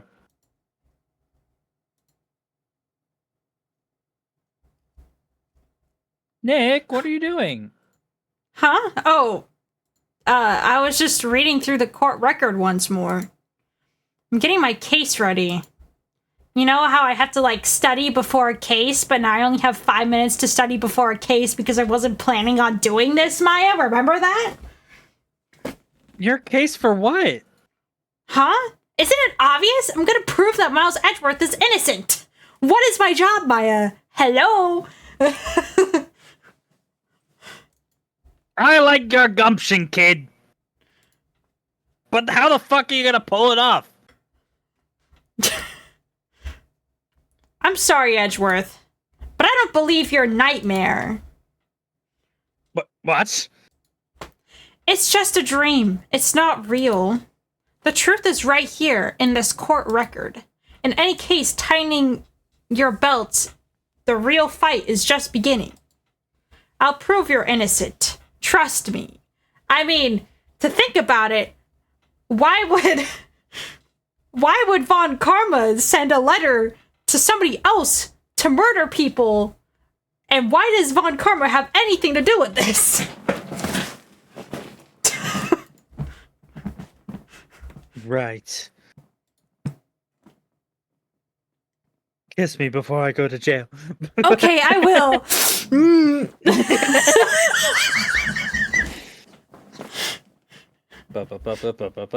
December 28th, 2:30 p.m., District Court, courtroom number 3.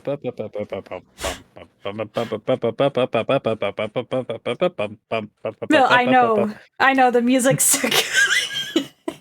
Now then, I'd like to, restart or start a new we're fucking putting Edgeworth on trial. Judge. Miles Edgeworth has admitted to his own guilt. You will declare him guilty right now. But I guess we can listen to his testimony anyway. Yeah, we already know The that. statute runs out today because that is a fact that you guys desperately need to know. And it's weird that I'm so knowledgeable about the statute of limitation on murder cases. Well, actually, no, he is a lawyer. Actually, never mind. That's a stupid statement. He's literally a... Well, I see. Does the defense have any objections? Nope. Your Honor. I'm not gonna call my own client guilty. So, Von Karma, you knew this was going to happen from the very beginning, didn't you? It's not like he literally told me in the lobby at the beginning that he was going to confess to his murder.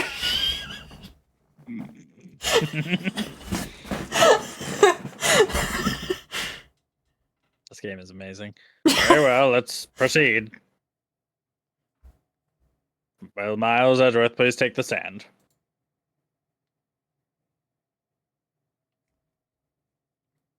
I'm a little too gay to be up on stand.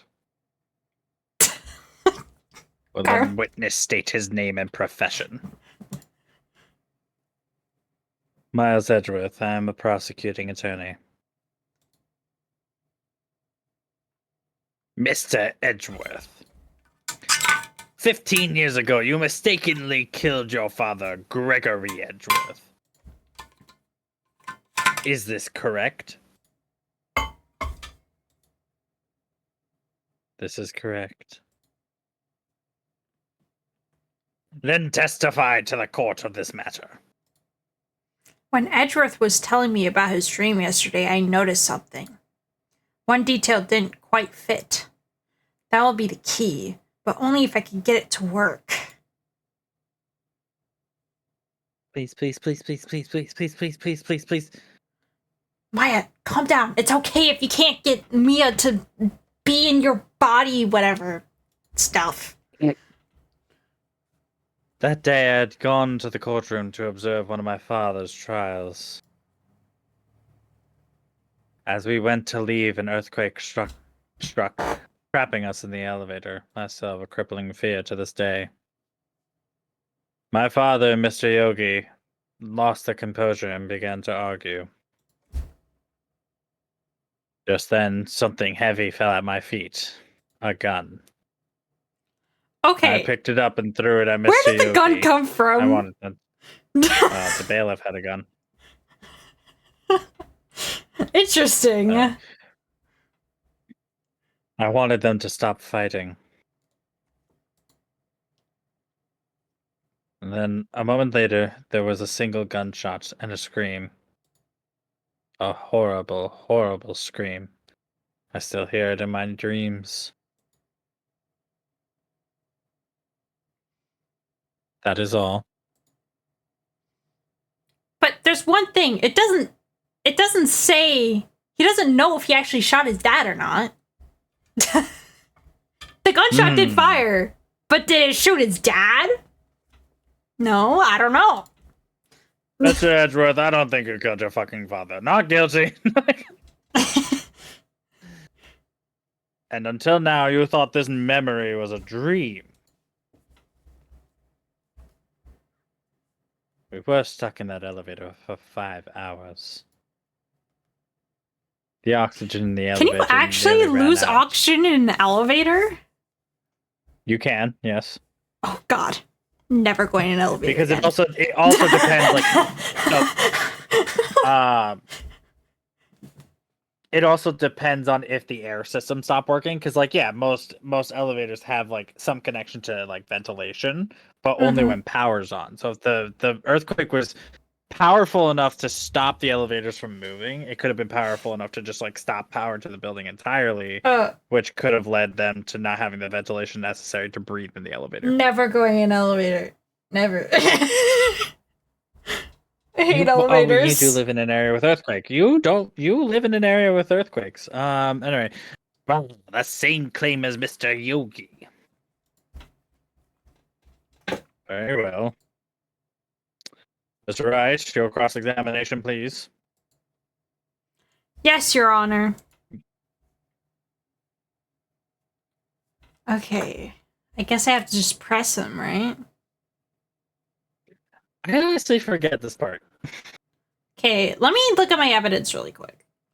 Okay, so I have the autopsy. None of that stuff matters. Still bears clear ballistic markings. Photograph of the scene of the murder. File on DL6 incident. Can you? I think you might be able to present the photo of Gregory. No, that might be too early. Maybe just try pressing. I'm just gonna press for now. What was the trial your father was involved in on that day? I don't remember things very clearly. Only 2 things. I know my father lost and that Mr. Von Kama was the prosecuting attorney. Oh, Mr. Von Kama, you were handling that case? It was 15 years ago. I don't fucking remember the details. That was when Edgeworth pointed out the problem in Von Karma's evidence.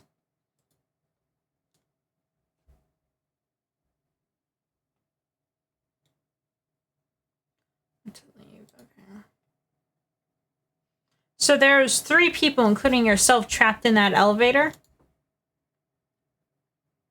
Yes, myself, my father, and Yaniyoki. We were fine at first. But then as time passed and no one came to help,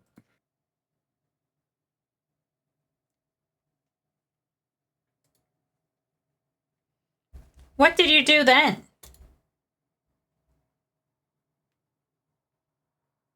I was a 9-year-old boy at the time. What the fuck was I supposed to do?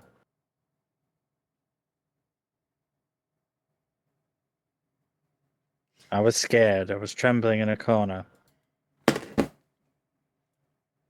But then, just then something heavy fell at my feet. What was it? Well, I know what it is. A pistol. I assumed it was the bailiff Yaniyogi's. The safety must have come off when it fell off from his holster. And you picked it up. What next?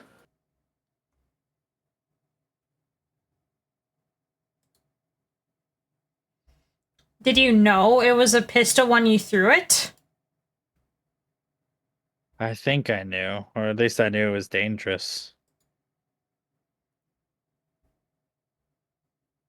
But the air was getting so thin that I panicked.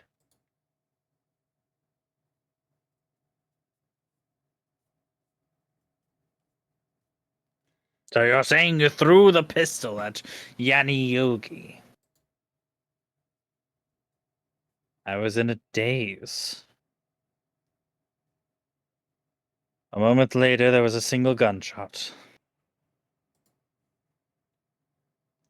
The gun fired once? Yes. I think after I threw it, I lost consciousness. Since then, they've echoed in my head every day. That gunshot and the horrible, horrible scream. The scream. It was a terrible scream. I remember it to Press, this day. I guess? I think To this day. yes, I can practically hear it now. I doubt I will ever forget that scream for as long as I live. There it is. One part of the testimony that clearly contradicts the evidence. I don't know what it means. Better find out and quick. What do you mean that what about the scream contradicts the evidence? Yeah, wait, what? What am I supposed to present there? Played through this case before, and every time I play it, it makes less sense.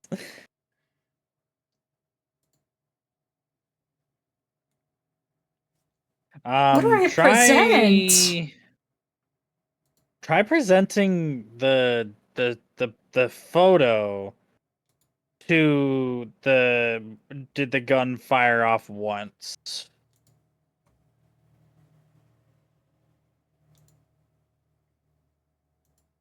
Or maybe it's No, maybe I need to present the evidence and I need to present the victim's information, maybe? Maybe? Oh yeah, what does the Here, let me check. Can I check? case summary? Gregory Edwards, one bullet found See, at the murder was fired twice. So yes, see, you, okay. it was you have to you present the case. I You have have to go to the gun fire. Go to Edward's statement about like the gun firing. Okay, let's go back. Present the DL6 as case. Objection! Are you sure you only heard one gunshot? Yes, I'm sure of that. I heard the shot and the scream, and then I passed out. I was unconscious until the rescuers came. I see. No, Your Honor. Unfortunately, you don't. Because you're dumb. I'm just kidding. I'm blind! Look at this file one more time. This plainly contradicts the witness's testimony. Objection. I do not enjoy you dragging out that file. Or you do enjoy dragging out that file, don't you?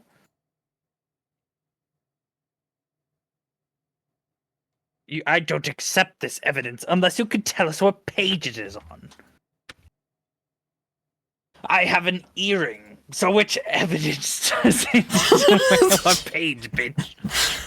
Look at the victim data in this file. It says it quite plainly the murder weapon was fired twice. Miles Edgeworth only heard one gunshot. Yet the murder weapon was fired twice. The first shot was the accidental firing when the pistol was thrown. So who fired the remaining shot?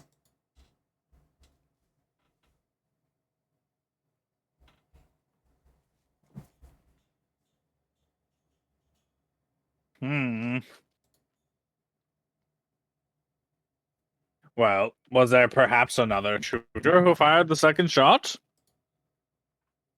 Objection. Your Honor, as I'm sure you're aware, This incident occurred 15 years ago. The evidence is dated. The pistol did fire twice. However, we do not know when that second shot was fired. It may have been fired the day before the incident. There is no proof that a second shot had anything to do with this incident. What? I see. Right. Can you prove that it was shot on the... it was shot twice the same day?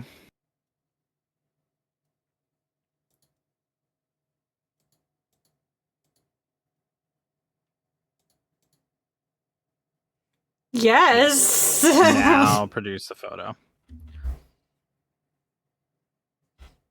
Your Honor, I think I'll be able to show you your proof.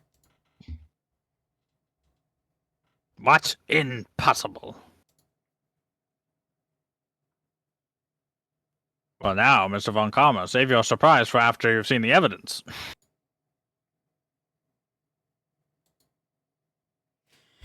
Do you have evidence that the second pistol is a bitch? Wait, I'm gonna... 1, 2. Right? Yeah. Basically, it's... the... Yeah. Look at this photograph. Look at this photograph. Every time I do it makes me laugh. Ha! This is not a very funny photograph.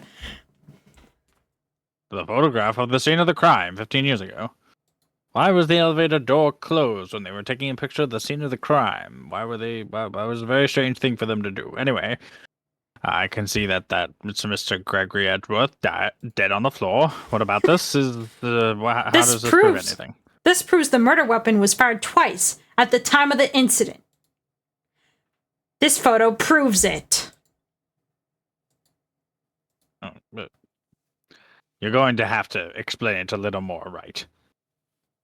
Can you, Your Honor, Honor, just look at the picture with your eyes. This isn't fucking Where's Waldo. This is court. Oh.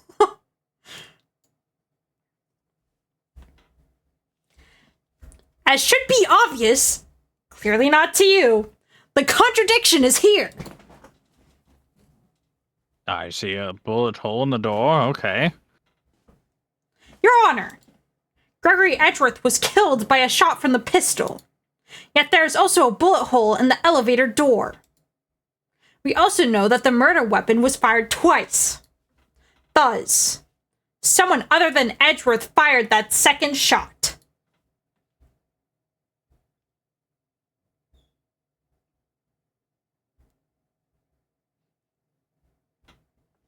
Order. Right, what are you driving at? It's simple, Your Honor. At the time of the incident, 2 shots were fired. One went into Gregory Edgeworth's heart. The other hit the elevator door. Remember that defendant lost consciousness after the shot he fired rang out? In conclusion, we must agree that the second shot was fired by someone else. Okay, but who else could it have been? The murderer, of course. Objection. I knew I should have stepped in before your wild fantasies got out of hand. Right. Look once more at the DL6 incident case file, and look very closely. Try the case summary page. The case summary. That's on page 1. Look what's written there. Not a single clue was found on the scene.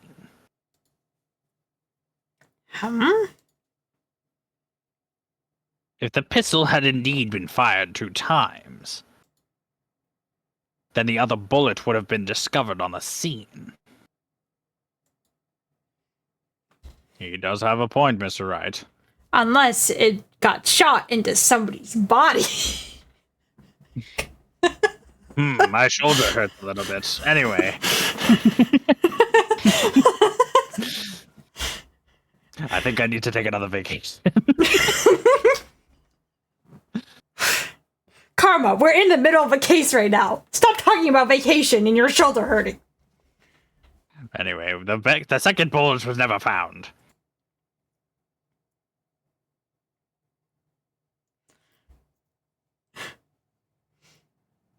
Why? Because the second bullet does not exist. That literally makes no sense. The bullet that claimed Gregory Edger's life was the one fired by his own son. But that doesn't prove where the second bullet went. What is this? What is this? This is the truth of the matter.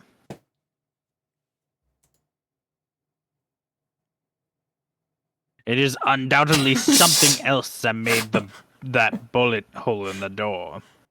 Perhaps a different gun. Oh, so you're bringing new evidence into here, Karma.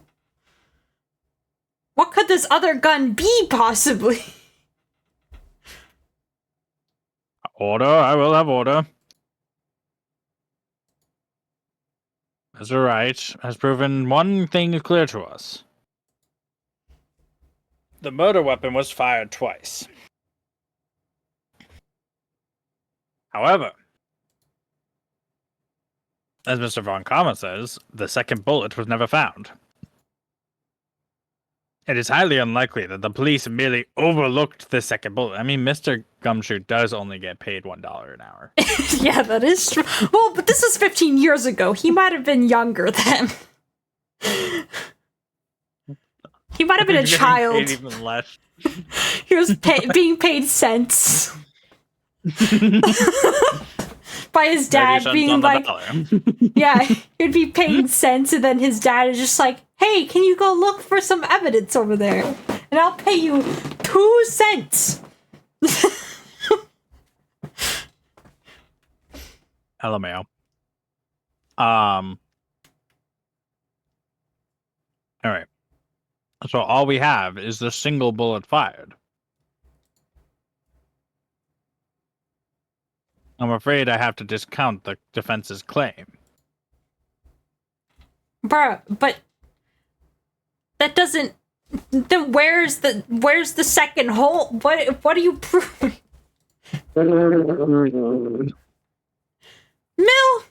I swear praise to the God, judge for his wisdom in this matter. Why? It's funny. how did this happen? I don't believe that the second bullet didn't exist. That doesn't even make sense. What the hell made the hole? Was I wrong? Just the hole in my head? Is there not a second Bruh. hole?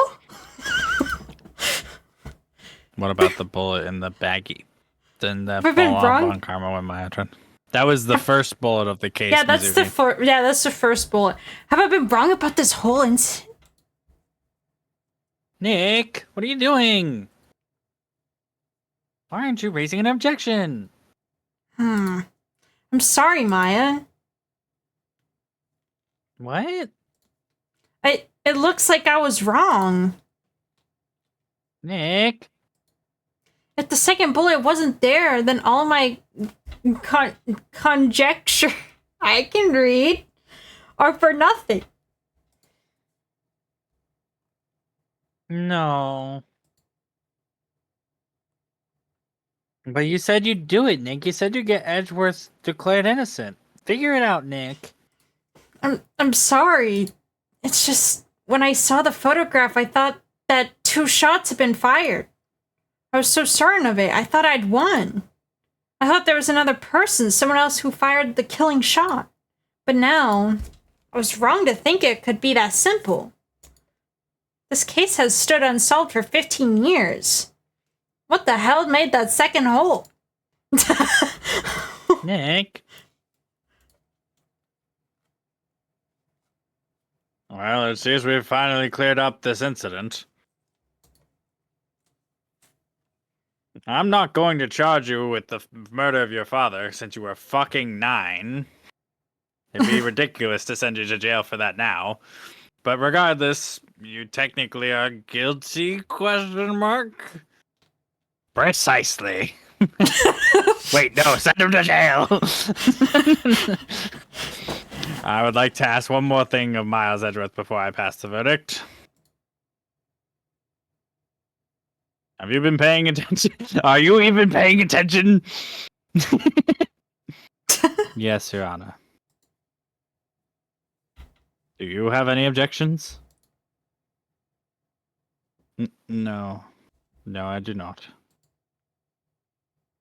So you killed your father, though it was not your intention. Yes, I did. Oh no. He's accepted the guilt. Very well.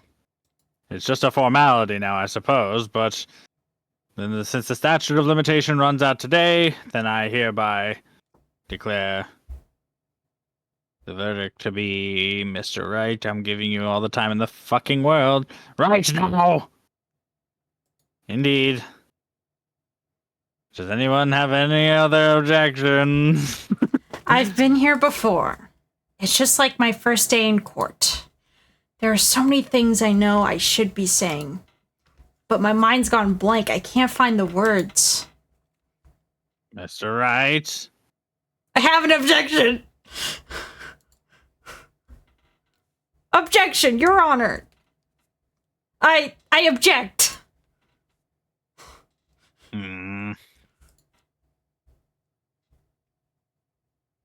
Mr. Wright, on what grounds do you object? Oof. Nick. I don't know. This case is perfect. Oh no. Grr. It must exist. It must exist. The second bullet. What? What? Did you just say something? No, I didn't. What are you talking about, Nick? The second bullet must exist. But where?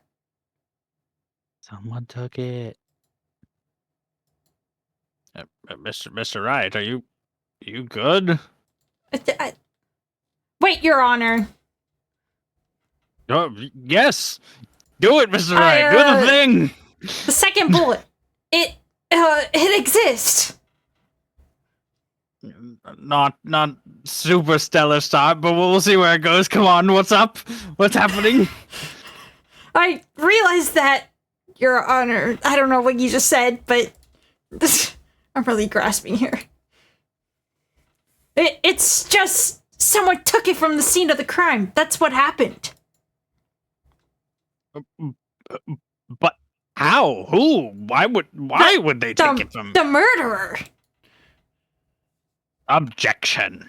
The murderer? Then tell us, just who is this murderer? I'm still thinking about that one. I haven't gotten that far. So the criminal took the second bullet, but why? Huh? First of all, how would they have found it? It's not so easy to find a stray bullet, Mr. Wright.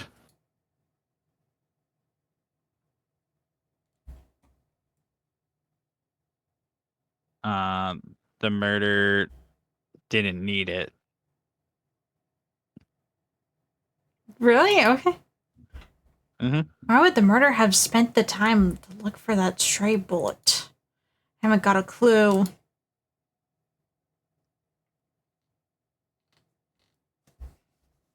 What's wrong, Mr. Wright? Bah,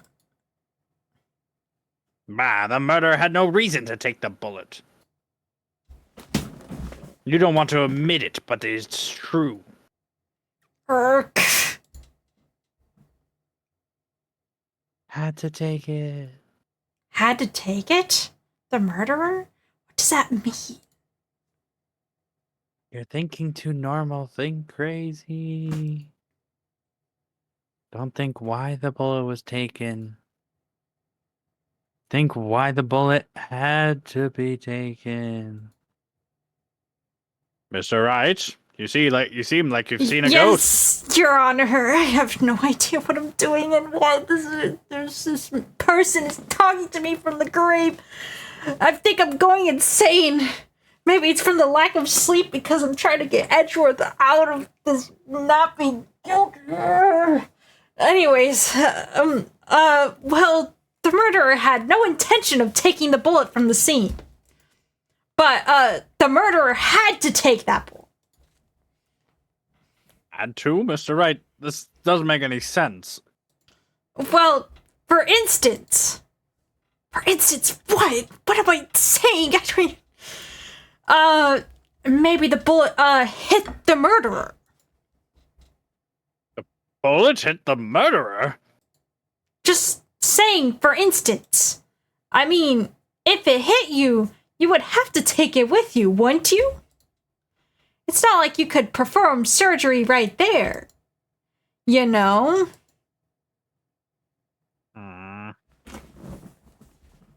Wait a second. I was just talking off the top of my head, but what if that's really what happened? Thank you for the hydrate, Millie. That was my last sip of water. Let me get this straight, right? In Pride Month, I'm trying to get stuff straight. Bad move. No, I'm pretty gay. The murderer themselves was shot. And they left with the second bullet still inside them. Thus leaving only one bullet at the scene of the crime. Yes, I guess that's how it would work, yes. But there's one problem with that. The other two people were rescued from that elevator unbulletized. That would mean... The murderer came from outside, yes. The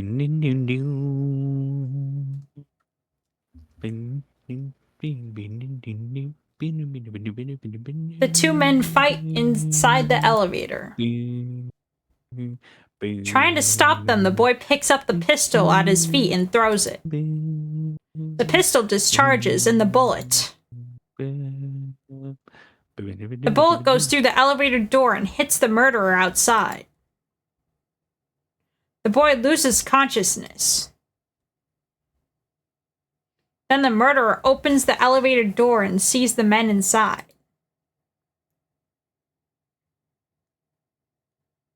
Wait, how did he open the door? Whatever. Elevator doors can be manually opened from the outside. Yeah, I guess That's so. right. You truly are the most unpredictable defense attorney I've ever known. Like, seriously, pulling this out of your ass is by far one of the craziest moments I've ever had in my entire tenure as a judge. And that's fucking 40 years of experience. I could tell you okay, I didn't have a chance to finish. What are you saying? Deny it! No one involved with the incident was wounded. There was no murderer. Well, Mr. Von Karma, I'm going to say no. I wanted to see where this goes. No one was wounded at the time of the incident. He's right. I can't think of anyone. Hey, Nick.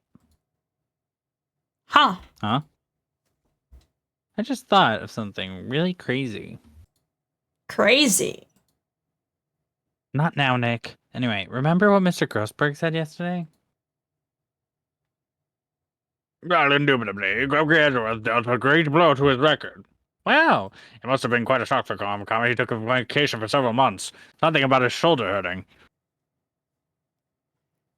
What if Von Karma didn't take that vacation because of the shock, but because of his shoulder? AKA But took the it bullet. because he was injured. So, okay, that changes things. It could only mean one thing. Murderer. Huh. Wow. Just saying. So he was the one who probably shot Gregory Edgeworth. It was von Karma. And that's why he sent the letter to that band to murder them. Something wrong, Mr. Wright? You seem dazed. It's the second time today that you look like you've seen a ghost. No, Your Honor.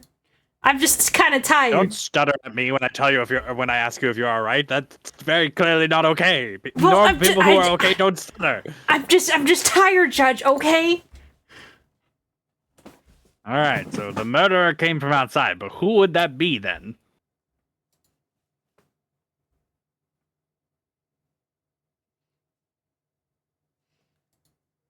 Uh-oh. Should I come out and say it now? Say it now. I have nothing to lose. I'm gay. Wait, no, wrong thing. Your Honor, I'm gay. Wait. It's Von Karma. There's a suspect. One lone suspect. This is certainly interesting news. Very well, Mr. Wright. Who is your suspect? My hands are shaking. Vanderbilt Industries? Abercrombie and Finch? Von Karma! The fuck? Von Karma. Grin. Why is he smiling? Why is he smiling? Grins maliciously. Is he gonna murder me next? Oh god, I need to get him in the jail today. Oh god. You mean the Von Karma? The one right across from you? In this room? Yeah. That guy. Who else? I'm a sheep. You don't object to Von Karma? Meh.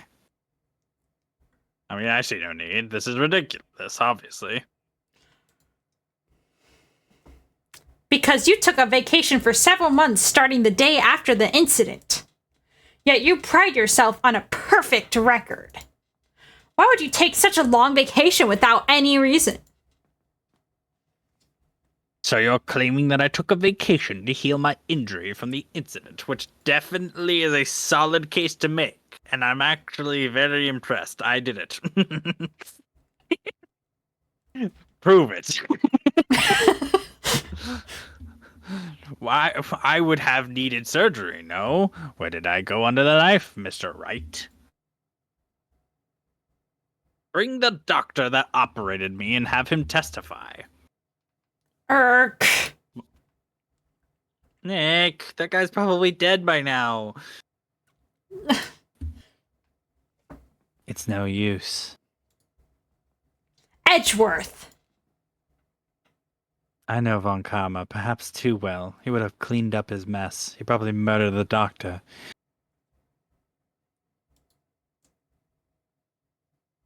Either that or he didn't undergo surgery, whatever. That would leave a doctor as a witness, tying him to the scene of the crime. Grr. Or to the crime of the Nobody's scene. that perfect. So what, Nick? Where's the bullet? Did Von Karma pull the bullet out himself? He doesn't seem like the medical type. No, he couldn't have. You can't just pull bullets out of yourself. I mean, technically you Wait. can. You just might not survive. What does that mean? That bullet has to be somewhere. But where? In him? I would Is it like in to. him? I would like to subject him to an MRI immediately.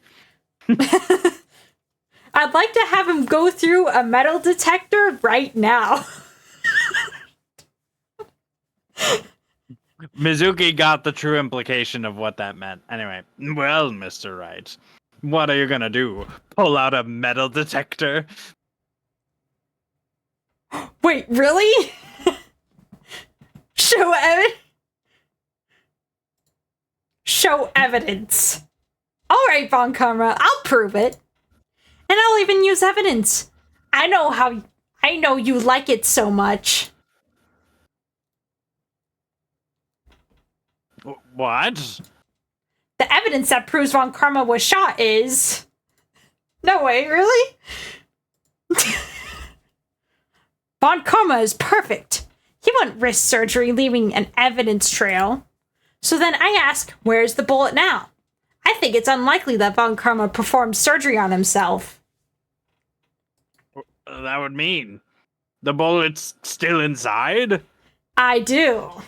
I think it's still Jesus inside. Christ. Pause. There's a possibility that the bullet is still inside Von Karma. And I'm gonna metal detect you right now. Is that even possible for all these years? Wouldn't it start to begin sepsis around the area that it entered? Well, there's one way to find out. Don't you see how deathly this man looks? Don't you think there's probably an issue, like a medical issue? And you know what, Judge? Then we could talk about whatever. We could use this metal detector to find out. Where the fuck did you pull that out from? Well, Von Karma, it was in my back pocket the whole Hold time. on, Mr. Wright, I need to know. Where the fuck did you pull that out from? I was hiding in my pants the whole time. Possibly this entire time. It was in my pants. I just pull it out when I need it. If you ever ask me what's in my pants, it's a metal detector, okay? Back pocket. I'm gonna run this over you and see what we find. Objection. No. I refuse. You refuse? You can't do that. Bailiff, pin him to the floor.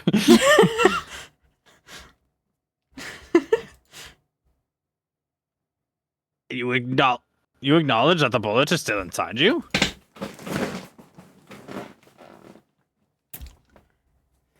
Order. Your Honor, the defense requests that we allowed to use the metal detector. Objection. Judge, I call for a suspension of this trial. This is an invasion of privacy. Doing a metal detector? The statute of limitations runs out in this case today. It was you who said that we had to end it right here, right now. So let's get it over with. Yeah. Enough. I permit the use of the metal detector. Von Karma, you will submit. Nick, what does this mean? I don't know, but we have to give it a shot.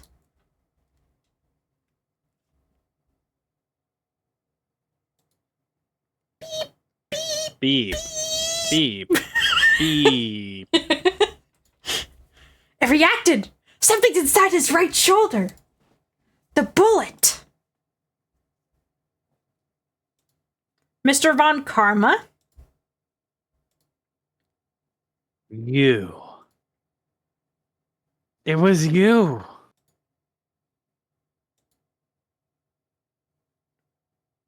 I was afraid this would happen. And so I remained silent.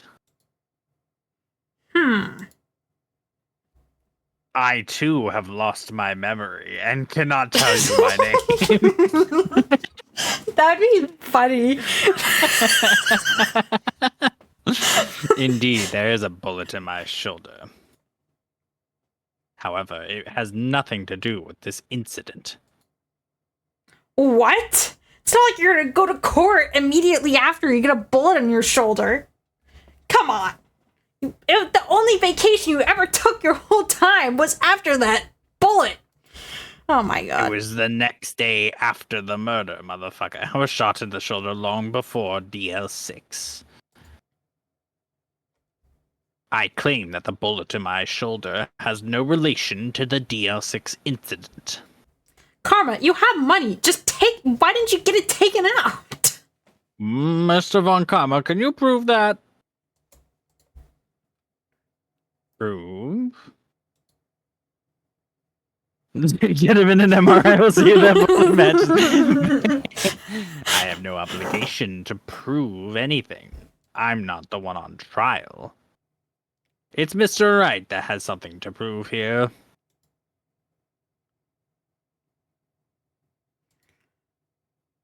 Mr. Wright, can you prove that the bullets are the same?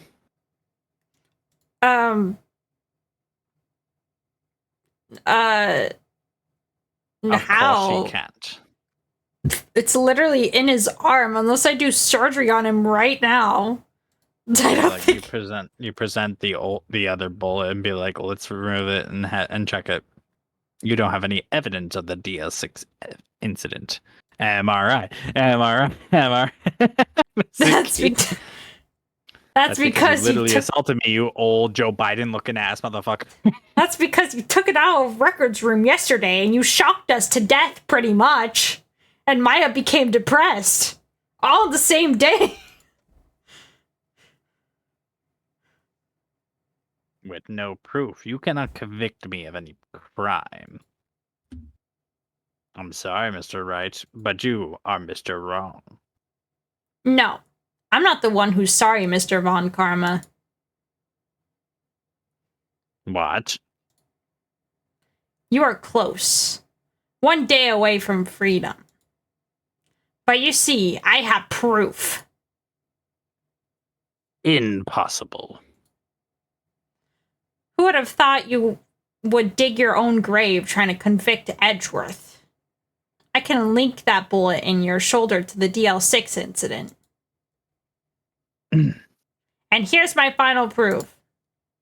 Bullet. Yeah, that one. Mm-hmm. That's a bullet. Where did you get that? This is the bullet used in the DL6 incident. This was taken from the heart of the victim, Mr. Gregory Edgeworth. The bullet is preserved quite nicely with all the ballistic markings intact. Ballistic markings. Something that we had to reiterate that clearly was not mentioned before in this trial. You may recall the term, everyone watching. It came up in the first trial 2 days ago. Shit, I was wrong. Shit. Ballistic. Just so that everyone is perfectly clear on what the fuck those are. Ballistic markings are the weapon, are the fingerprints of a weapon. That 3 people have stated this fact already, just so that everyone is aware. So We don't need a. it's quite accurate. We have 2 bullets in our possession. One, the bullet removed from Gregory Edgeworth's heart.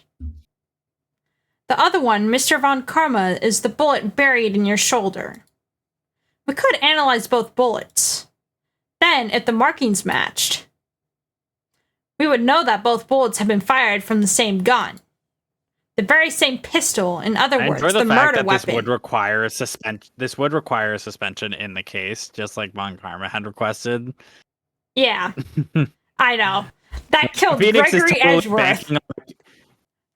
Phoenix is totally banking on a confession, because if he doesn't get a confession right here, and the judge says, "Well, that would require a suspension, and we can't do that," then the case would be closed. But Mr. Von Karma, you will let us remove the bullet from your shoulder. Then we'll compare the ballistic markings to those on this bullet. And solve this case once and for all. Well, Mr. Von Karma?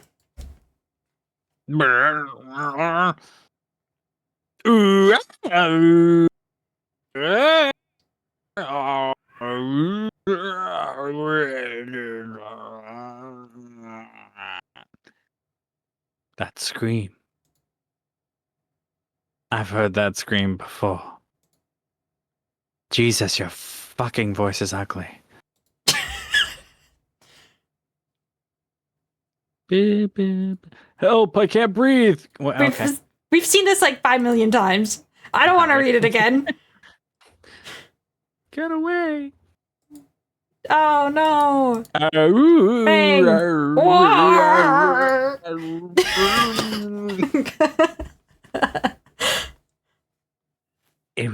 It's the scream I've heard in that elevator 15 years ago. Von Karma, it was you who screamed.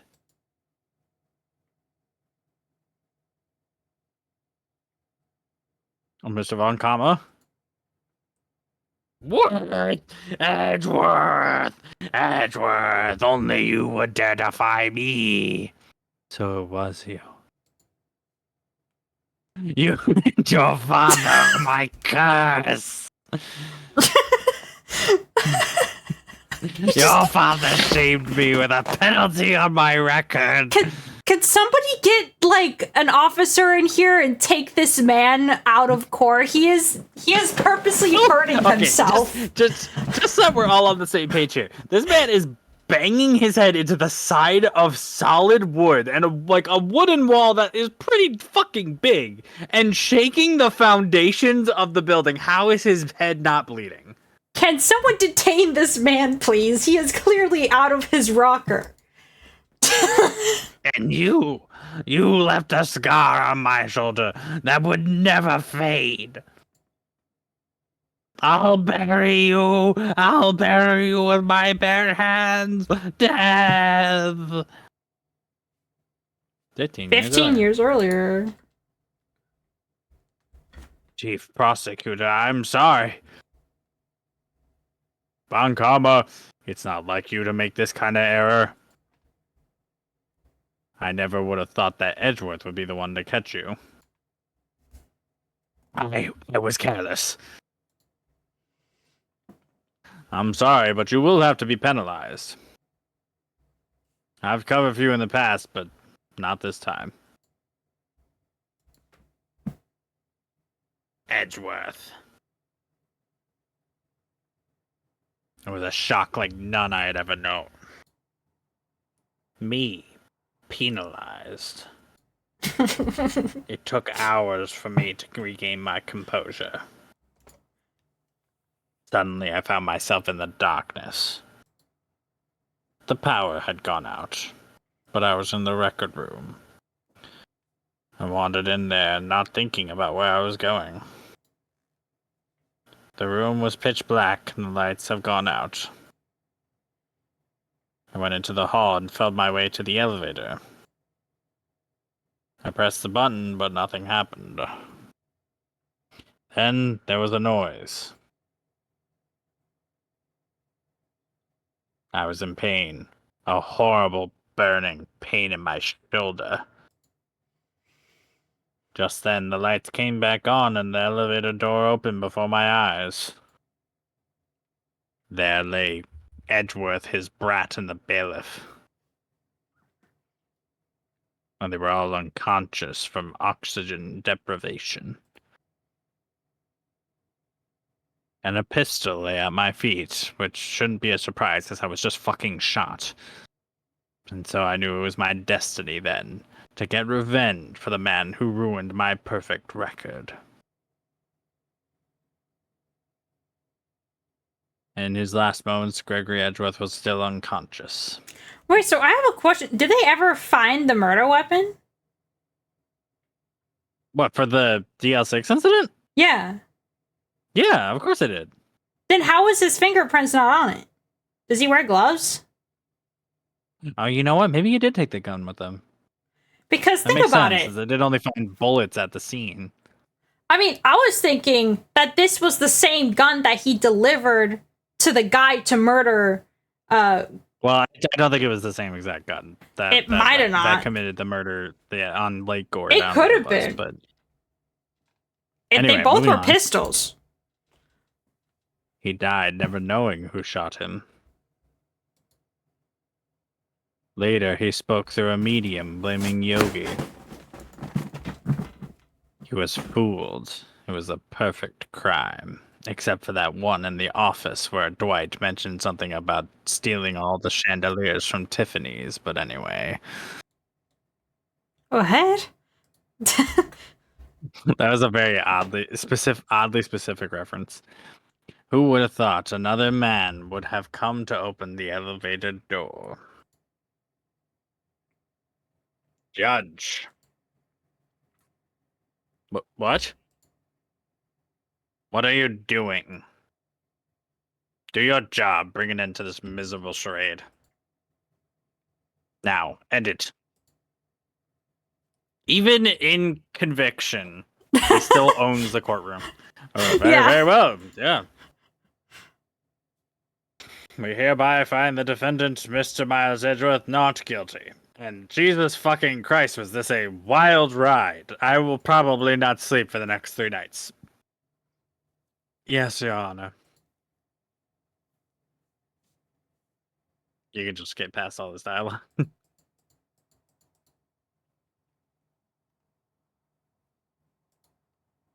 Not guilty.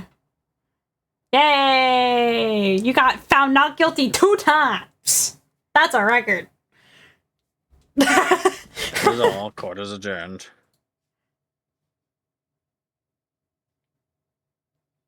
December 28th, 5:38 p.m. District Court, Defendant Lobby Number 2.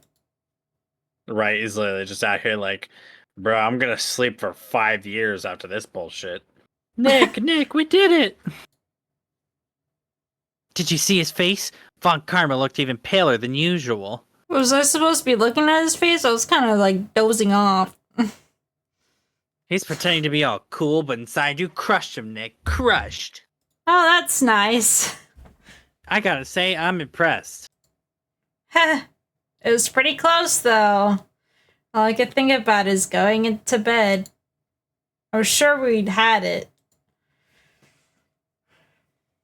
I know, I was on the verge of tears the whole time myself. But now it's all just a good memory. Well, probably a bad memory, but anyway. It's a pretty bad memory, Maya, but okay. So it's finally over, Edgeworth. Right. Yeah? I'm not sure how to say this. Will you marry me? Oh, this is rushing it a bit, Edgeworth, but... Andrew, how about we start with thank you? Yeah, Maya, you're ruining my chance. I didn't even get to say yeah. Whatever. Yes, I see. Thank you, right. You're welcome. I think you could have done better than that. We'll work on it. You should probably go to therapy, Edgeworth. Sorry, I'm not very good at this sort of thing. You got a lot to learn, Edgeworth, but don't worry. I'll help you. What's your phone number? Maya, she got you there, I guess. Woo! Amazing, pal. You pulled through just like I thought you would. Honestly, I'll never forget this. I owe you 1. No, I owe you 2, pal. And tonight, let's party. Dinner on me. I can't afford anything, but we're gonna make it work. Gumshoe, can we do this tomorrow night? I've been not sleeping at all. But okay. Yeah, my salary went down more this month. But who cares? See, Mr. Edgeworth, you should take a lesson from Detective Gumshoe. That's how you say thank you. I see. Ahem. Whoop.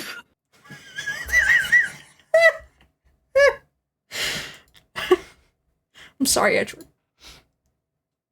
I feel foolish. Don't worry.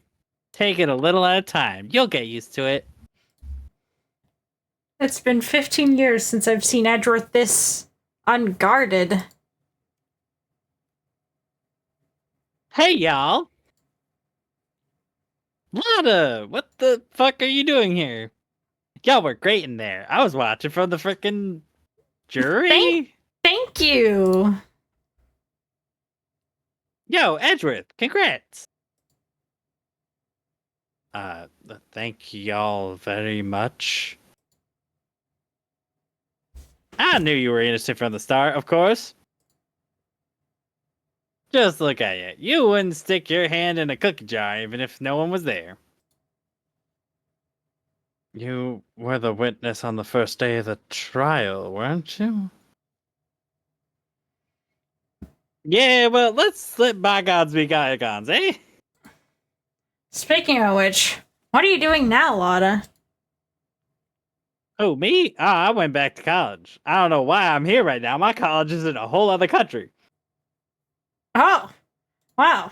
Really? That's sad and but good, I guess. I don't know. Huh?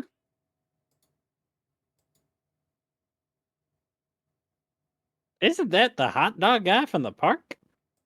Huh, Larry? It's over, Nick. My life is over. Why the sad face, Larry? What happened now? Oh, Nick, I'm not long for this world. You don't look sick. It's Beyonce. She's going to live in Paris. She's leaving me behind. Should have seen that coming. Yo, Edgy, there you are. Yes, here I am. Congrats, Edgy. Here's a little gift from me to celebrate. Celebration. That's unusual for you. Harry Butts, you come along tonight too, pal. My treat. Ah, thanks. I'm looking forward to it. Yo, Nick. That's the suit that questioned me. When he says treat, that's not police talk for prison food, right? I think you'll be fine, Larry. Right. Yeah, what's up? Proposal is still on the table.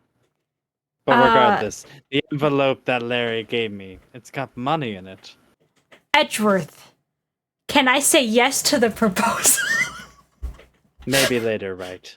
Okay, yeah, let's do that later. After the party, when I'm probably gonna pass out after, but you could come to my place.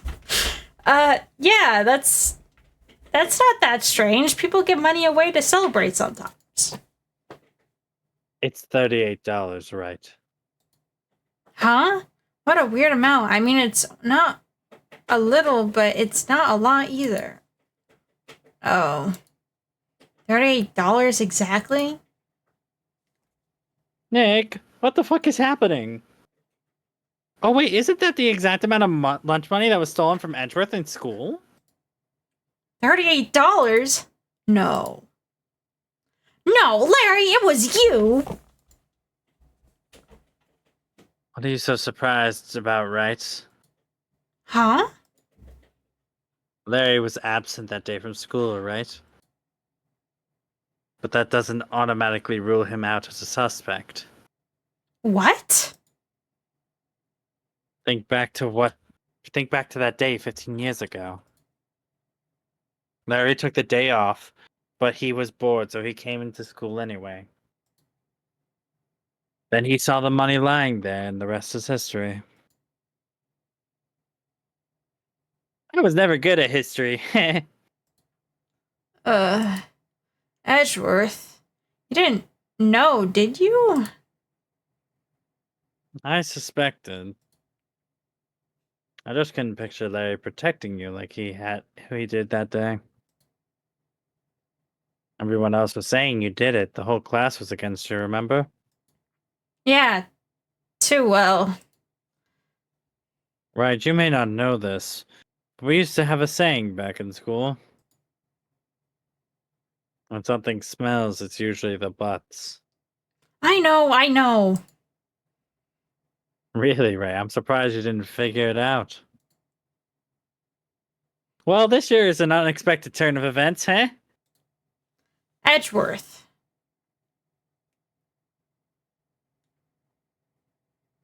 Hmm. You should have told me. No, Nick. It was 15 years ago. Don't you think the statute of limitations has run out, Mr. Edgeworth? I'd say so, yes. There you have it. Grr. Where does that leave me? I became a defense attorney because of what you two did. Well, you always have been something of an insufferable emotionalist, which is why I love you so much. You want to make out right now? Later, right? Later. Okay, I'm sorry. I'm getting excited. Yeah, and you get worked up so easily. Really easily, right?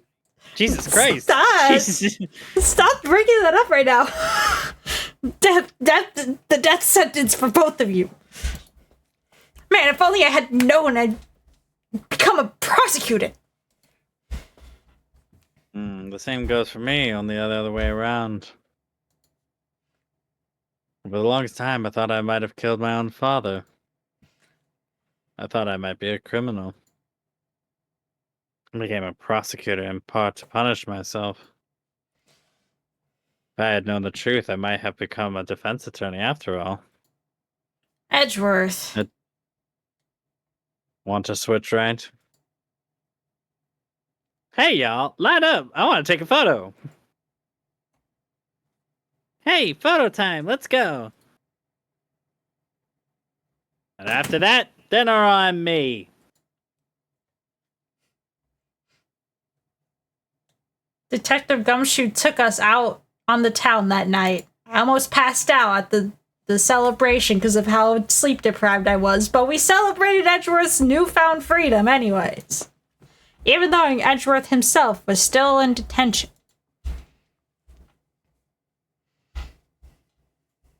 December 29th, 5:02 a.m., Wright and Co. Law offices. God, this is never gonna end.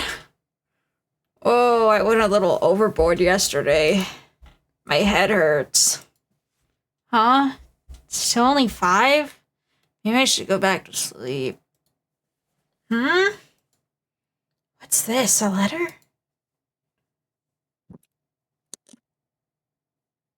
Good morning, Nick.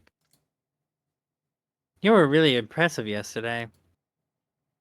Seeing you, it made me think about what I'm doing here. I'm a spirit medium in training, of course. I wanted to help Mr. Edgeworth, too. I wanted to help you. But I couldn't. I was useless. So I've decided to go back to my training. I'll become a full-fledged spirit medium for starters. I couldn't say it was to your face, so I left this letter. Goodbye, Nick. Goodbye? What time is it?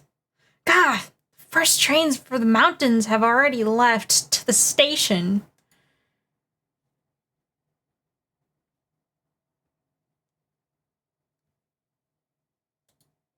I guess I'm too late. Hey! Nick! Maya! So, you're leaving? Yeah. It's hard being a spirit medium who can't talk to spirits. And I think you'll do fine without me, Nick. Be good, okay?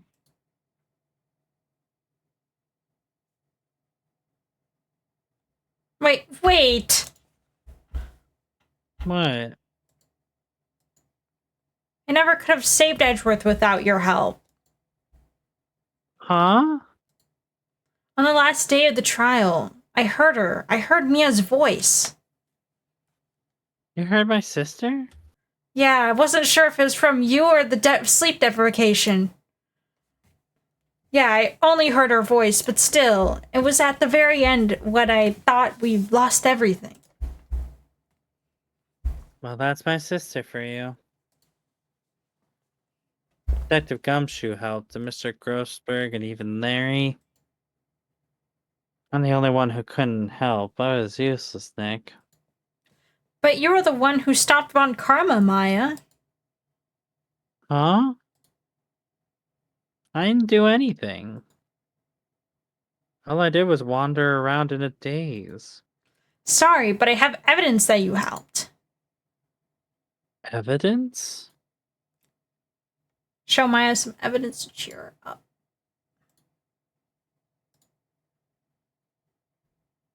A bullet? Why do you Von still Car- have this, Nick? Von Car... I don't know. The police haven't taken it off of me yet.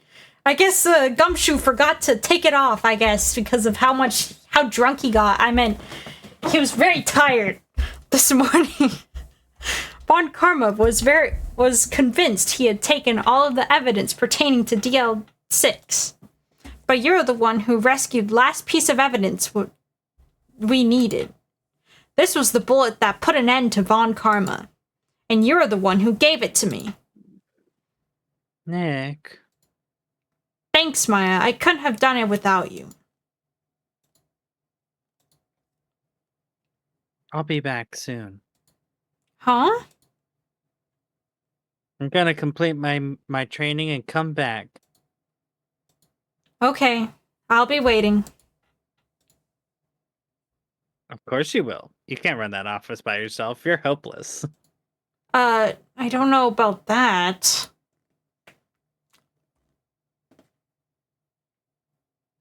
So, this is it? See you soon, See Maya. you soon. Oh.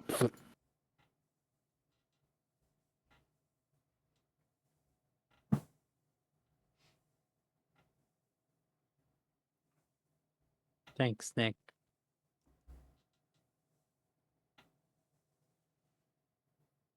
And so my story ends. Time to turn a new page. And say goodbye to the novice defense attorney that I once was. Now a new story begins. With the same old crazy cast of characters. Don't think you've graduated yet, amateur. Mr. Wright, perhaps you'd like to rethink that claim? Yes, Your Honor. Oh, I got a bad feeling about this.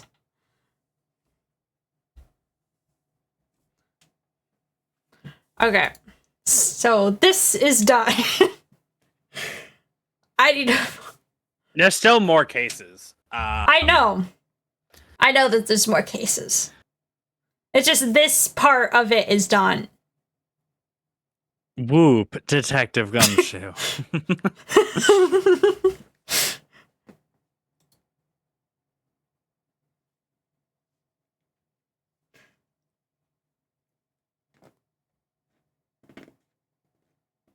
This game is so good.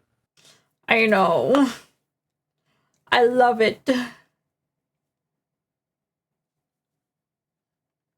I still need to do more cases. For the first, I did Turnabout Goodbye. I thought you ended on the case that I ended on right now. Yeah. So that's why my next case would be your next case as well. You know what we should do? It'd be really difficult to play it out, but it always is cool if we could like simultaneously play it. I think we could do it.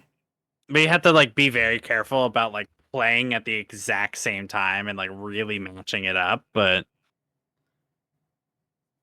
Yeah. If only I had a second monitor. it would be really great if like they allowed you to do it. Like if Capcom, if you're listening, make up a sync mode. Make up like a multiplayer mode, so to speak, where like we just can sync our games and play at the exact same time. That way it's like we're both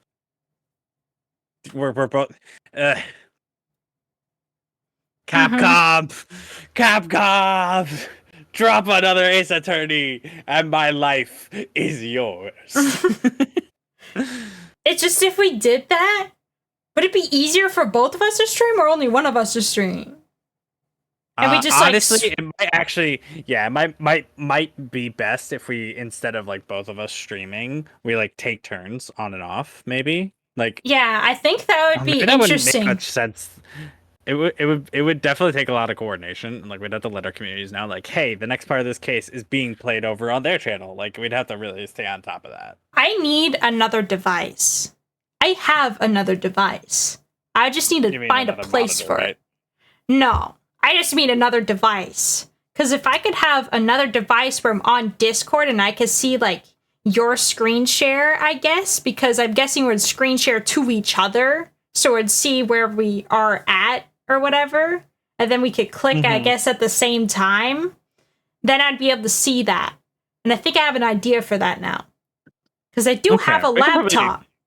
Because I do have, like, could that little iron- laptop thing. Why are we talking about this on stream? Yeah, we could probably iron this off, iron the details for this type of shit off screen. Okay. But Thank you, I'm everyone. gonna dip from your call. Bye, everybody. Okay. Bye. Thank you, everyone. Thank you, Mill, for joining. Thank you for everyone else who has joined too for this adventure. I mean, I still have a lot more to go, but at least the first part of this adventure is over. And now we have many more parts to go. Yeah, thank you, Mill, for joining and doing some lines. Thank you, Joey. He's not here right now. Thank you for doing lines too. Thank you for Star and Lulz, just, you know, sometimes just popping into stream every now and then. And I'll see everyone in the next stream, whenever that is. Bye, everyone. Have a good time zone. Wait, I forgot something. Discord. You should definitely check out Discord. You should definitely check out, wait, is it that?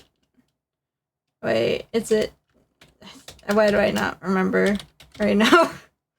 Is it that? Yeah, okay.